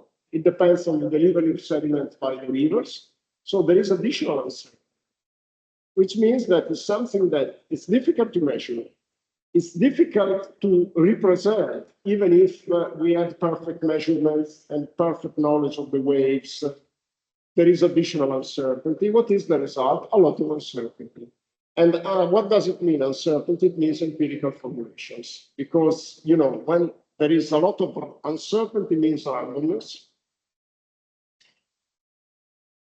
The opposite is true. Randomness means uncertainty. But we can also say that if you want to deal with uncertainty, you need to account for randomness statistics. And therefore, it means empirical formulations. Because, you know, when there is a lot of uncertainty, usually we rely on empirical formulation. Why? Because given that they fit the measurements that we have, they try to fit in the best way what we see, they are simpler to use with respect to a physical formulation that is generally more complicated, for which we still don't have enough information. So when we talk about the moral of this long reasoning, it's very simple. When we talk about design of drawings, design of the water, we mainly make use of empirical formulation, like we do in any engineering applications dealing with sediment transport. It's basically empirical formulation. And then you may look for some physical basis. You can recognize some physical basis, but the relationships remain essentially empirical. On the one hand, this is reassuming because instead of trusting a theory which you cannot really verify, it's much better to rely on a relationship that fit what we see, fit the reality. So in one way, this is reassuring. In another way, empirical formulation have a strong limitation. They are difficult to remember. And therefore, they contain coefficients that are impossible to remember. This is just a limitation for your exam. It's not a limitation, but a practical limitation. But on the other hand, I reassure you by saying that you don't have to learn by memory this data formulation. You just have, this is my advice to you, to recognize when a formulation is physically based or empirical, or when it is mixed. Because you have always to realize what is the meaning of what you are using for making your design. Remember, you are responsible for your design, you put a signature on there, and therefore try to be always aware of what you are doing. So try to have it clear when a formulation is theoretically based, which means based on laws of physics, of chemistry, or whatever, something that has a theory behind, or when it is data-driven. Data-driven means anything. Okay? It's just fitting what we observe. It is important. It is important to get a full awareness of that. If you really want to, if you really want to have a perfect knowledge of what you're doing. Okay. So drawings, perfect. Let me take the PowerPoint. If it is there, yes, it is there.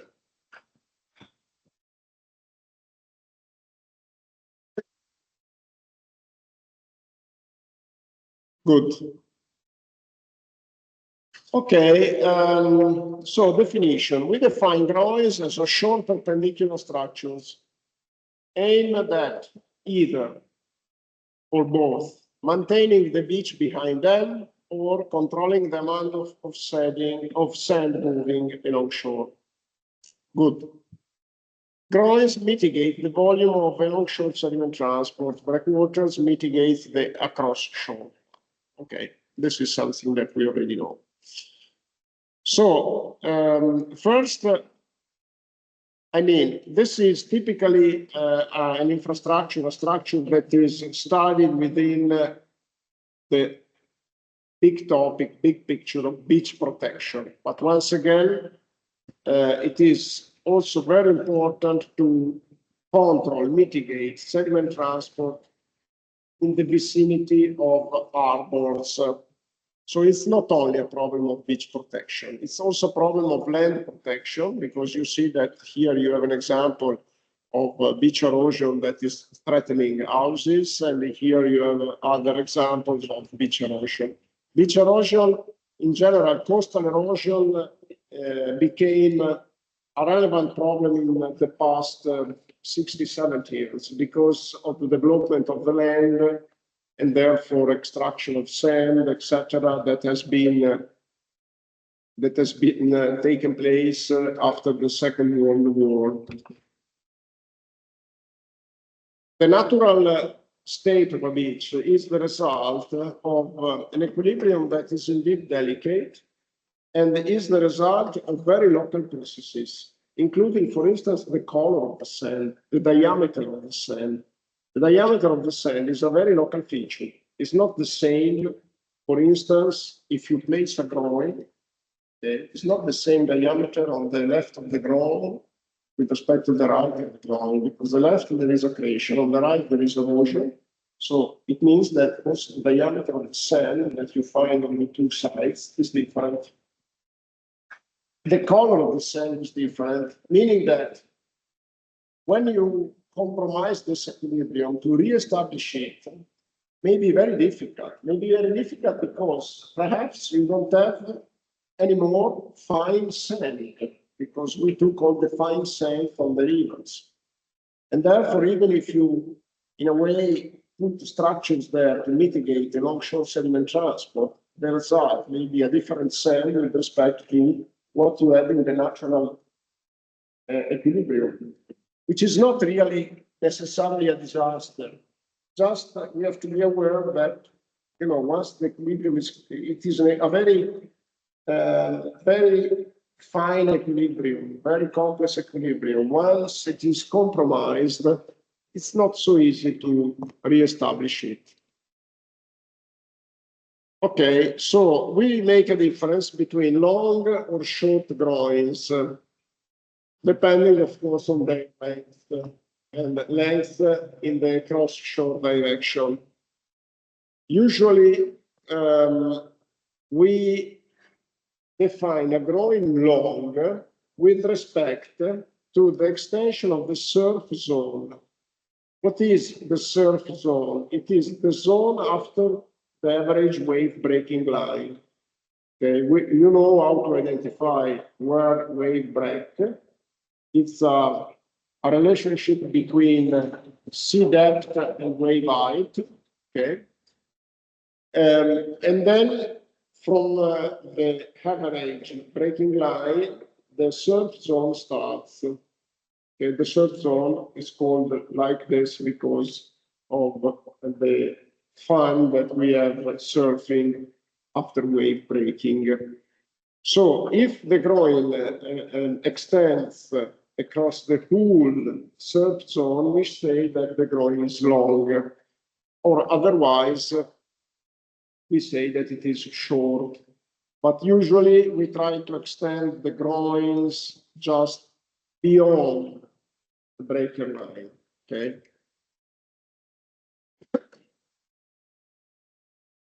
Okay, and then just keep in mind, as it is written there, that it may happen that a groin is, of course, long with respect to summer waves and short with respect to winter waves. So it really depends also on the type of wave that we consider. When we say average breaker line, we mean the breaker line of the waves that are responsible for the shape of the beach. Typically, they are winter waves. They are not the strongest storm, but typically they are in the upper part in terms of wave height that we observed across the whole year. And also the groins can be classified as either high or low. We say that the groin is high if their crest is above the normal high tide level. And above also the limit of wave run up over the beach. And they are high. Otherwise, they are said to be low, and the groins may also be submerged, permanently submerged or temporarily submerged during high tide, for instance. Even if they are submerged, they can work to stop the long-shore sediment transport. Of course, it is a partial blockage because when you have some waves that overtop the groin, you have some sediments, typically the finer ones, that are transported besides the groin. But there is the advantage with low groins that the visual of the beach is less affected. When you have ice structure, of course, the visual is more affected. Visual is extremely important when you work on beaches for touristic purposes, or if you work in an harbor that is placed very close to a touristic place, like it happens in the Adriatic Sea. You know that the harbors are considered to be a disturbance for the commercial activities, and therefore the visual of the protections that you put in place, it's extremely important. So we try to preserve the visual in order to not to give the idea that the environment is artificial. There is to say that, the individual perception of artificial environment is very varying, because if people were aware of the original configuration of our beaches here, they would realize that everything is artificial. The beaches in their original configuration were, first of all, less favorable to tourism, were, not so clean, and they were dominated by dunes with a lot of relics like trees or any kind of garbage, also organic garbage transported by the whales. So it's a very artificial configuration. But at least we want to get the visual of the open sea. We want to keep the visual of the open sea. So many groins understand that if the groins are displaced at a large distance, then that's fine. If they are very dense, like a groin every 10 meters, you get the feeling that, it's like chess field. It's not really looking as original when the visual is compromised.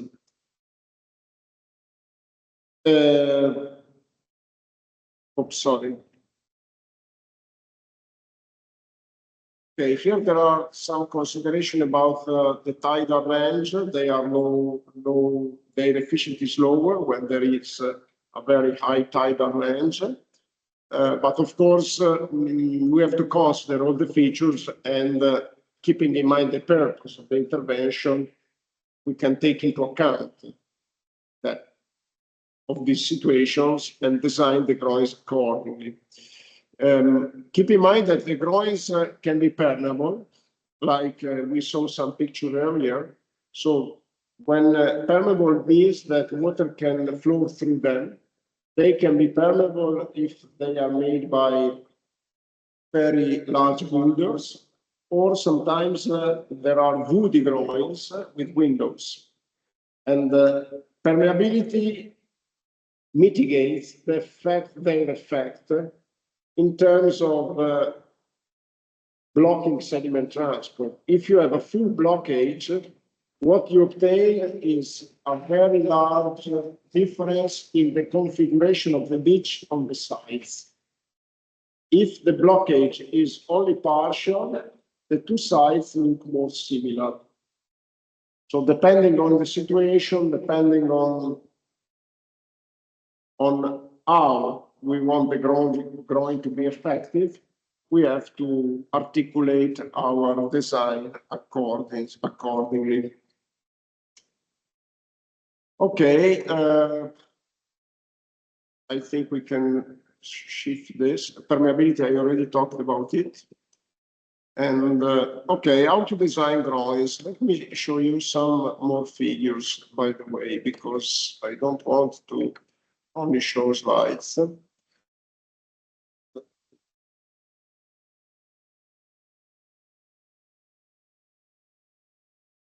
Okay, let me just look again at the web.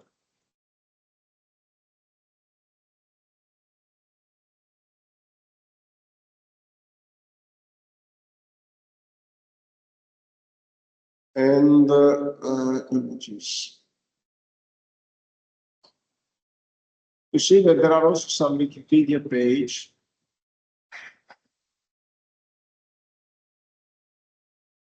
You see here a groin with a Y, in the US, groin with the I, and is a rigid hydraulic structure built perpendicularly from an ocean shore or a river bank, interrupting water flow and limiting the movement of sediments. It is usually made out of wood, concrete, or stone. Okay, and let me see some more pictures. Okay, this is a groin made by boulders, and you see that it looks natural. And this is another feature that we have to take into account. Depending on how we shape them, they may look like natural structures. They can become buried in sand. In this figure, it's clear that the sediment is coming from the right to the left. This is a woody groin. There might be windows, and in order to make it more permeable. You know, the woody structure is also environmentally friendly. It is clear that it's artificial, but it's not so bad looking if you compare with the groin in concrete. Okay. This is, I don't see the groins here, probably down here, but I don't think it is. Okay, this is a warning, submerged groin. It is clearly a warning because you understand what is the risk. The risk is for swimmers, for boats, etc. When it is submerged, you have to alert people. And this is another warning preventing people walking over the groins.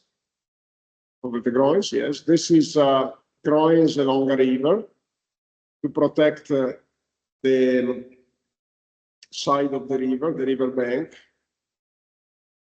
You see, these groins are very close it looks very artificial. You know, here it's not a big problem, but it's very artificial. Another thing that we will discuss, a potential risk that may be originated by the groins is the so-called rip currents. When you get waves coming from the water body along a river, you don't have this problem because the river is long and not much large. So you don't have formation of waves in a river in the transversal direction. But in the sea, you may have waves coming across shore. So if you have a strong wave storm coming across shore with groins, what may happen is that the return current, after the wave break and they run up over the beach, when they come back, the return current may be very strong. And in this case, it is called rip current. And the result may be that people find it very challenging to go back to the beach because they are transported offshore by the rip currents. If you look over Wikipedia, rip current, you understand what the problem is. Sometimes they also form naturally in some places, but with the groins, it is something that has to be taken into account. If you might experience very strong wave storms across shore. Another figure here, and you see even here the difference of what happens downside the groin with respect to the drift side. Drift side means the side from which the sediment come. This is another woody groin. This is a groin by concrete. By the way, I think I already mentioned to you this channel of water beyond the berm. This is called the runnel. Okay, this is a kind of water channel that you get over the beach beyond the berm. Beyond, I mean landward with respect to the berm. The berm is this one. And this is a concrete groin. This is another groin made by boulders. Groins along the river. Groin made by boulders.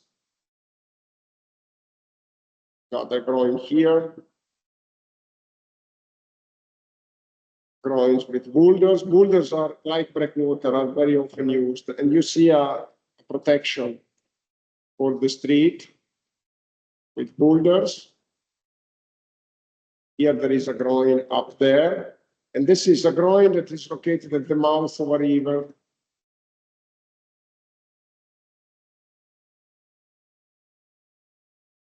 Another one, okay, we are back. Sometimes the groins are made by tetrapods.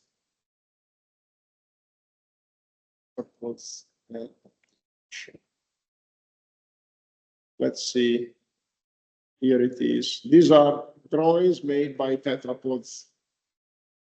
These are artificial structures made by concrete, shaped in a way that favors the blocking of them between each other.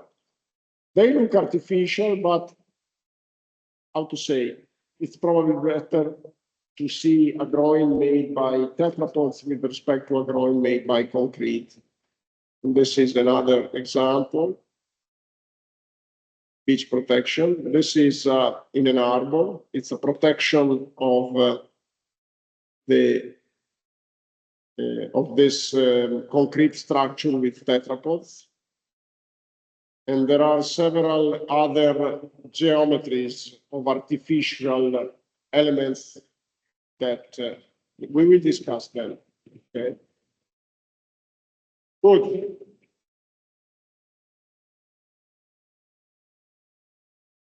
Okay, so how to design groins? First, we have to take into account of the wave weather, because the wave weather is responsible for sediment transport and therefore, if we knew the wave weather, we can estimate what is the dominant direction of waves, and therefore what is the dominant direction of sediments. And in particular, we can determine whether there is a significant longshore or along-shore sediment transport, which is the premise, the prerequisite for the design of groins. And when you design them, there are several other parameters to be taken into account. And if you have measurements, direct measurements of sediment transports, in some location it's possible to find them. Of course, this is another information that you need to take. And another parameter that you have to consider is what is your target. So do you want to extend the beach, the shoreline? Do you want to bring it seaward? How many meters? So what is the depth of the beach that you want to reach if we are talking of beach protection? And once that you have defined the target, you have to take into account that usually when you put a groin there, you don't bring the extension of the beach up to the tip of the groin, the head of the groin, the end of the groin seaward. But the beach, if everything works, advances, but does not reach the tip of the groin. Okay. Okay, and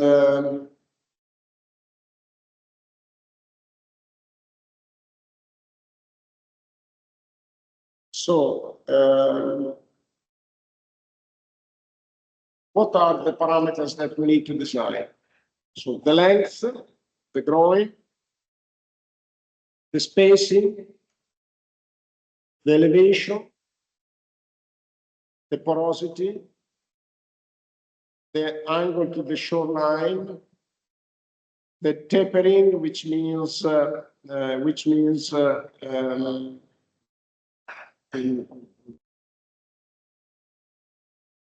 let's forget it because I have an amnesia. The shape, if it is tapering, we will discuss as soon as I remember. The shape, because a drawing can be straight, can be angled, can have a key head, a spurred head, etc. Okay, so these are the parameters that we have to define, and they have to be designed based on the wave weather, based on the target of the intervention, and based on any other information that we may have available. One important thing is also related to the diameter of the sand, because depending on the original diameter of the sand, of course, there is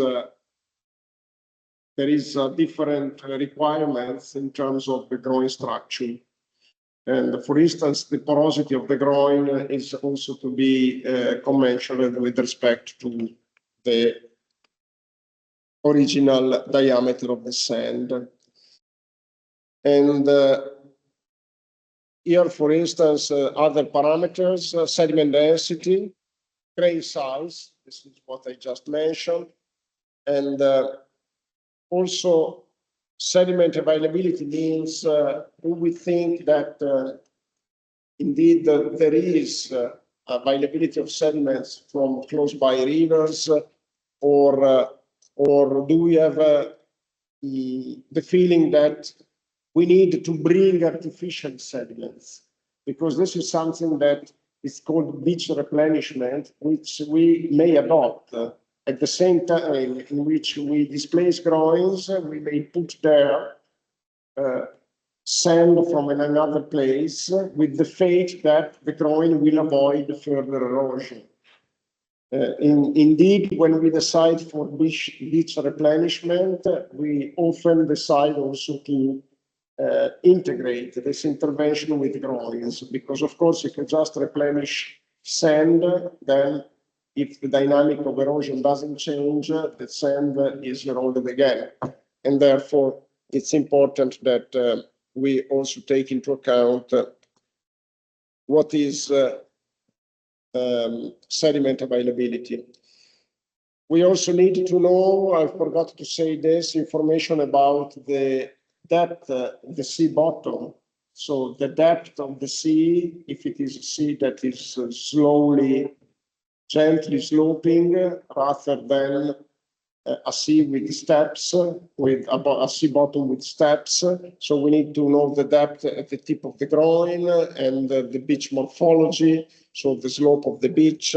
These are all informations that we need to collect.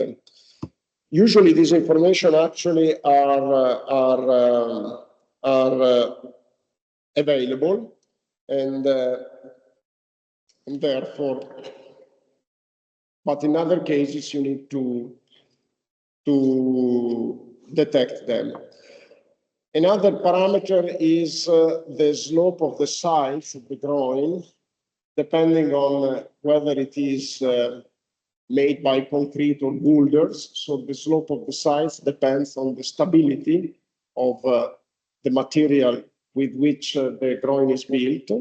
And then I remember tapering. Tapering is the inclination of the groin along its length. So the groin may start with a certain height and then decrease. So entering into the sea gradually. This is the meaning of tapering. Okay, these are the parameters which we already know related to waves, winds, and tide. So we need to know the wave height and variability, wave period, wave direction, wind speed, whatever, tidal range. These are all informations that we know. And then let's go to the design. And there is an empirical rule that's used. This is easy to remember. And it is called the 1/3 rule, or lambda shoreline rule. It's a rule of thumb. So it's just an indication, just a guideline. But it turns out to be very reliable. And it turns out to be indeed the main driver of our destiny. And the lambda shoreline rule is used to estimate the length of the groin, depending on what is our target in terms of advance of the beach. So meters of beach that I want to gain. So what does the rule say? The rule says that the post-project coastline, so let me show.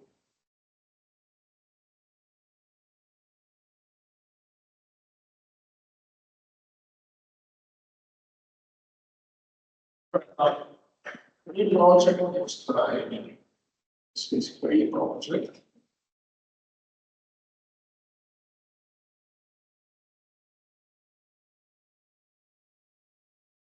And then you have a target, which is to advance the coastline from here. This is the post-project.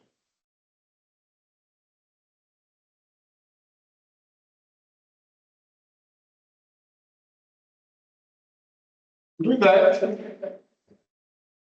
you put a groin here.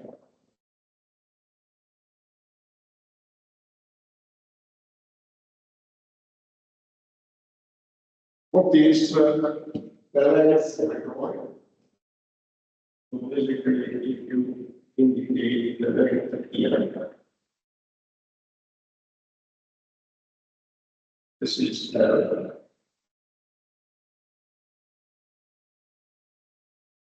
what is the length? So the line of 1/3 gives the answer. It says that the project coastline during mean low water level. Okay, so mean low water level means, for instance, during summer. So the mean coastline, post-project coastline during summer is located between about lambda 1/3 and lambda 2/3 of the distance between close by groins, neighboring groins, measured behind the structure seaward face. So let's remove the question mark here. And let's suppose that we are going to get away here.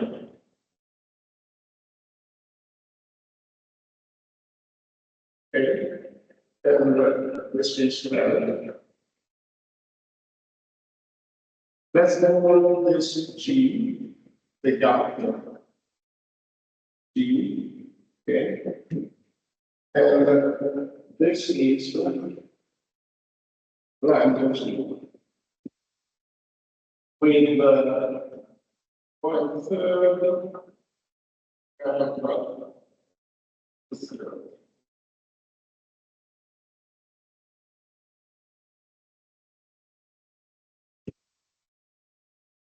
So larger lambda values may be appropriate for energetic environments, larger distance between groins. So, I mean, if you take lambda 2/3, it means that if this is lambda 1/3, see, this is lambda 1/3.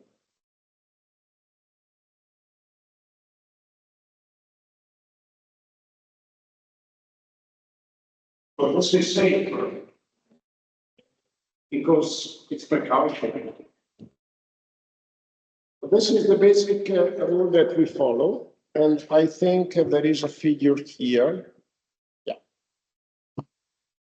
which is more or less what I reported there. The figure here is a bit more informative because it shows you how to measure the gap if the groin is T-shaped. So a T-shaped groin is safer. You see that it's like you decrease the gap. That is to say that, you know, it is still for the visual, it's not nice. But probably it's better if you take a groin that is T-shaped rather than putting the groins very close. Okay. To give you an idea, these groins here, they used this shape for the same reason. They wanted to make the head of the groin larger because this helps in not keeping them too close. Okay. Oops, sorry. Here we are. Now, this figure also says that it makes a difference between the low water shoreline and the high water shoreline. Okay, this is something that depends on the tide. And it also shows that actually the post-intervention coastline is not rectilinear. There is an effect of, which you see on the left groin, of accumulation on the updrift side, which means the side from which the sediment comes, and a kind of a larger erosion on the downdrift side. This is something to be expected because in the downdrift side, you have less sediments on immediately downdrift brought by the waves, and therefore you have kind of increased erosion with respect to the updrift side. So you get this kind of curvature. And also you see for the T-shaped groin, another detail which is interesting, the measurement, the lambda G for applying the lambda rule is taken by the extreme hand of the T. So you get a kind of, with the T-shaped drawing, you get indeed a kind of larger accumulation of sediments in the updrift side. So this is our basis for the displacement of groins. Of course, you see one thing here, that if you decrease the gap, if you decrease G, the intervention is more effective. So if you put the groins very dense, it's better, much better. Because in this way, you need the shorter groins. On the other hand, you understand there must be a limitation. You cannot put them too close. So we will see also other rules of thumb in order to refine, to reduce the degrees of freedom that are left there after the lambda rule. Because with the lambda rule alone, suppose that in this target reaching this level of accretion, and then still it's not clear, there are several degrees of freedom, like the gap, which is to be designed, like the width of the groins, the T, the shape of the T, the extension of the T. So there are other guidelines that integrate the lambda rule, accompany the lambda rule. Okay, here is another example on how to measure the gap when you have these shapes that sometimes are adopted in order to make the intervention looking like more natural. And one suggestion that is given in this case is to align the gap, so to shape the T in order to align the gap approximately, of course, with the dominant wave crest. So the dominant wave, it's perpendicular to the dominant wave direction. And this is what is probably done here. You know, they align the gaps according to the dominant wave crest. 1 second. Okay, here we are. And here you see how the lambda G is measured. And this is the low water shoreline. Okay, and here we specify that the shape is not rectilinear, but actually the sediment, the settlement of sediments tends to originate a curved shape. And in fact, if you remember all the pictures that we have seen, they depict, they show a coastline that is curved, it's not rectilinear after the intervention. This is due to the difference in the sediment accumulation on the two sides of the groin. Okay, and keep in mind that there are also other empirical laws that have been described, that have been proposed to describe this particular geometry of the coastline after intervention. We don't discuss them here. We just discuss this detail of computing lambda G with respect to the top of the T, top of the groin or top of the T, but we don't discuss other rules that have been proposed in order to try to better decipher what is the difference in shape between the updrift side and the downdrift side. We don't discuss them here. Okay, and so let's go to the details of groin design.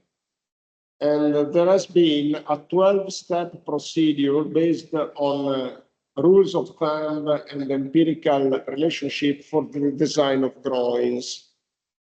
And let's try to move along these 12 steps. I think today we can describe all of them. We have 15 minutes. And so, step 1, estimation of wave statistics. We already mentioned this. In particular, the wave direction, the long-short sediment transport potential, at the location of interest. And if you don't have an extended data set, look at the beach morphology. This is what we discussed before. Look around, try to understand what is the main direction of waves, and try to look at how the beach is managed, because usually people manage the beaches by taking their experience into account, and their experience means also erosion. So if you see a place where during the winter they don't they don't adopt any beach scrapping. What does it mean, scrapping? It means that during the winter, if you go on the Adriatic Sea, in some places you see that they take the sand from the vicinity of the sea and bring it back landward to form an artificial dune during the winter. This makes the beach not usable during the winter. But what is the reason? The reason is that they know that during the winter there is strong erosion. If they leave the sand without any protection, without bringing it back landward, then the sand goes away. So what they do is they dig the sand, and it is called beach scrapping, and bring it back. I think there are also some pictures. Let me just see if we can find some beach scrapping. Okay. Yeah, here there are some pictures. Let me. Okay, this is a machine that is bringing the sand back, and the result is what you see here. You see, this is an artificial dune created during the winter, and they brought the sand back. Okay. Again, here they are scrapping the beach. Here and here. Here. This is a seasonal activity. In the fall season, they bring it back. When they do this, it's because they know that during the winter there is a lot of erosion. If you see a place where they don't do that, it means that the weather of the waves is less concerning, at least in the winter season. Okay. So if you don't have enough information, look around and try to also understand by looking at the habit of people in managing the beach. Now, step 2, identification of the extension of the intervention. So how many grounds, how long I have to protect the beach? You cannot protect the beach forever. You have to take into account that at the end of the intervention, you will have an increased erosion, because of course, if you block the sediments, downdrift, you have less sediments. Less sediments means more erosion. And therefore, you have to take into account that maybe that a gradual transition is advisable. And you have to take into account what is the purpose. It's commercial activity, it's tourism. And then you may extend up to the extension where tourism is not more a concern. The impact of tourism is not more of a concern. You may look at other interventions that has been done in the vicinity and see what was the result. This is a golden rule that I suggest. Try to look in similar environments, what happened, what are the success stories. In engineering, it's extremely important to look for success stories. Okay. So, step 2 is estimation of the extension of the intervention. Step 3, you need to identify how much you want to advance with the beach. So design location of the post-project berm. The berm is basically the we define the berm forms at the max extension of wave run up. So locating the berm means locating the coastline. So you have to define how long you want to advance. And we know from the Lambda rule that this dictates the extension of the groins. Step 4, estimation of the post-project slope of the beach by looking at adjacent beaches. Now, we should take into account that after the project, the beach is expected to be slightly gentler sloped than the pre-project beach because of the decreased wave energy reaching the beach. And therefore, you have to take this into account. What is the slope of the beach that you want to reach? And we will see that this is important also for determining the height of the groins. Step 5, prediction of the horizontal distance between the mean low water and the mean high water shorelines. We should also predict the horizontal distance S between the mean water, low water shoreline and the berm. I go back to this figure. Here you can see W and the S. These are all parameters that you have to take into account.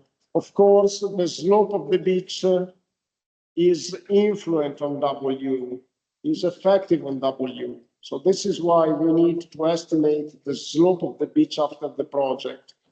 And these parameters are to be taken into account because depending on W, depending on the scope of the use of your beach, W is indeed important. And of course, it depends also on the wave weather. Okay, let's step 5. Step 6, identification of the number of beach cells and therefore average gap width. What is a beach cell? It is the portion of beach between two groins. So once that you estimated the extension and you estimate the number of cells to be displaced along this extension, you determine the number of groins and the gap. Okay. And then you have to estimate what is the width of the groin at the head, because it is important for defining the gap. Of course, if you put a larger groin, the gap is reduced. And a reduced gap means that the beach advancement is larger, so it is probably meeting our expectation, okay? And so if we indicate the width at the head with capital H, for T-shaped groins, capital H is larger than Z, where Z is the width of the groin main body. Of course, if H is the width of the groin at the head, that is the end seaward, then with a T-shaped groin, the width is the width of the T, not the width of the leg of the T, and therefore it is larger. So let's indicate with capital H the width at the head of the groin and with C the width of the body. So why do we need to define these measures? Because the total shorefront length of the intervention, L, which we determined earlier, is composed of N beach cells, and therefore L is given by N, which multiplies gap plus width of the groin at the end. And then we have to define the length of the groin with the lambda rule and head width. Okay. With the lambda rule, we can define the gap, and therefore we have the width of the head. Step 7, So depending on the design position of the low water shoreline, length and shape of the groin, and then we apply the lambda rule, as I just said. A T-shaped groin allows one to reduce the width, has, of course, this is clear. Okay, so if one wants to bring, this is depending on still on step 7, if one wants to bring the low water shoreline up to the groin head, then a T-shape should be adopted. And then you have the application of the lambda rule, which is like this.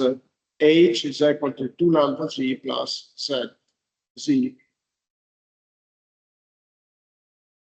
In some cases, it may be required that, okay, this is quite simple. So if you want to reach with the mean high water shoreline, the head of the groin, then this formula gives you the extension of the T in order to reach, according to the lambda rule, the end with the beach, the end of the groin.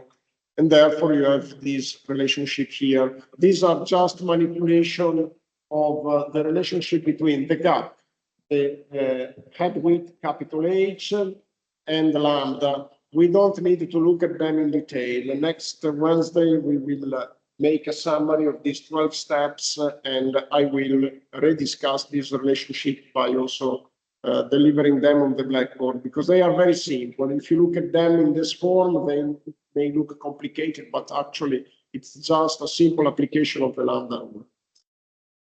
Okay, and this is another consideration. If you have a gap width that is too short, then these are solutions which you can adopt. But once again, let's get to step number 12, and then we make a summary. And then we have to position the gap and the heads along a line that is S plus lambda g seaward of the target. And then we have to make the orientation of the gaps to make them aligned with the wave crest, the dominant wave crest. Step 10, you have to make a verification of what happens when you have extreme waves. And so, I mean, you design the groins with average conditions, but then, like in other engineering processes, we have to verify what happens with the extreme waves. And then the landward head of the groins has to be designed in a way to reach the berm and buried within the beach field. And finally, the elevation of that should be determined to minimize wave overtopping during the design event. These are the 12 steps. So next time I will discuss them again, because I wanted to rush to see all of them and before we close, but I want to discuss them again with more details next time. Questions? As you see, is empirical. Basically, we are almost done with the design here. And there is one more thing that we need to discuss with this, which is the stability of the Harbour units. If you make a drawing with boulders, you have to make sure that the boulders are stable. And therefore, you have to give a slope to the side, which is appropriate and which we didn't discuss so far. Okay, thanks a lot.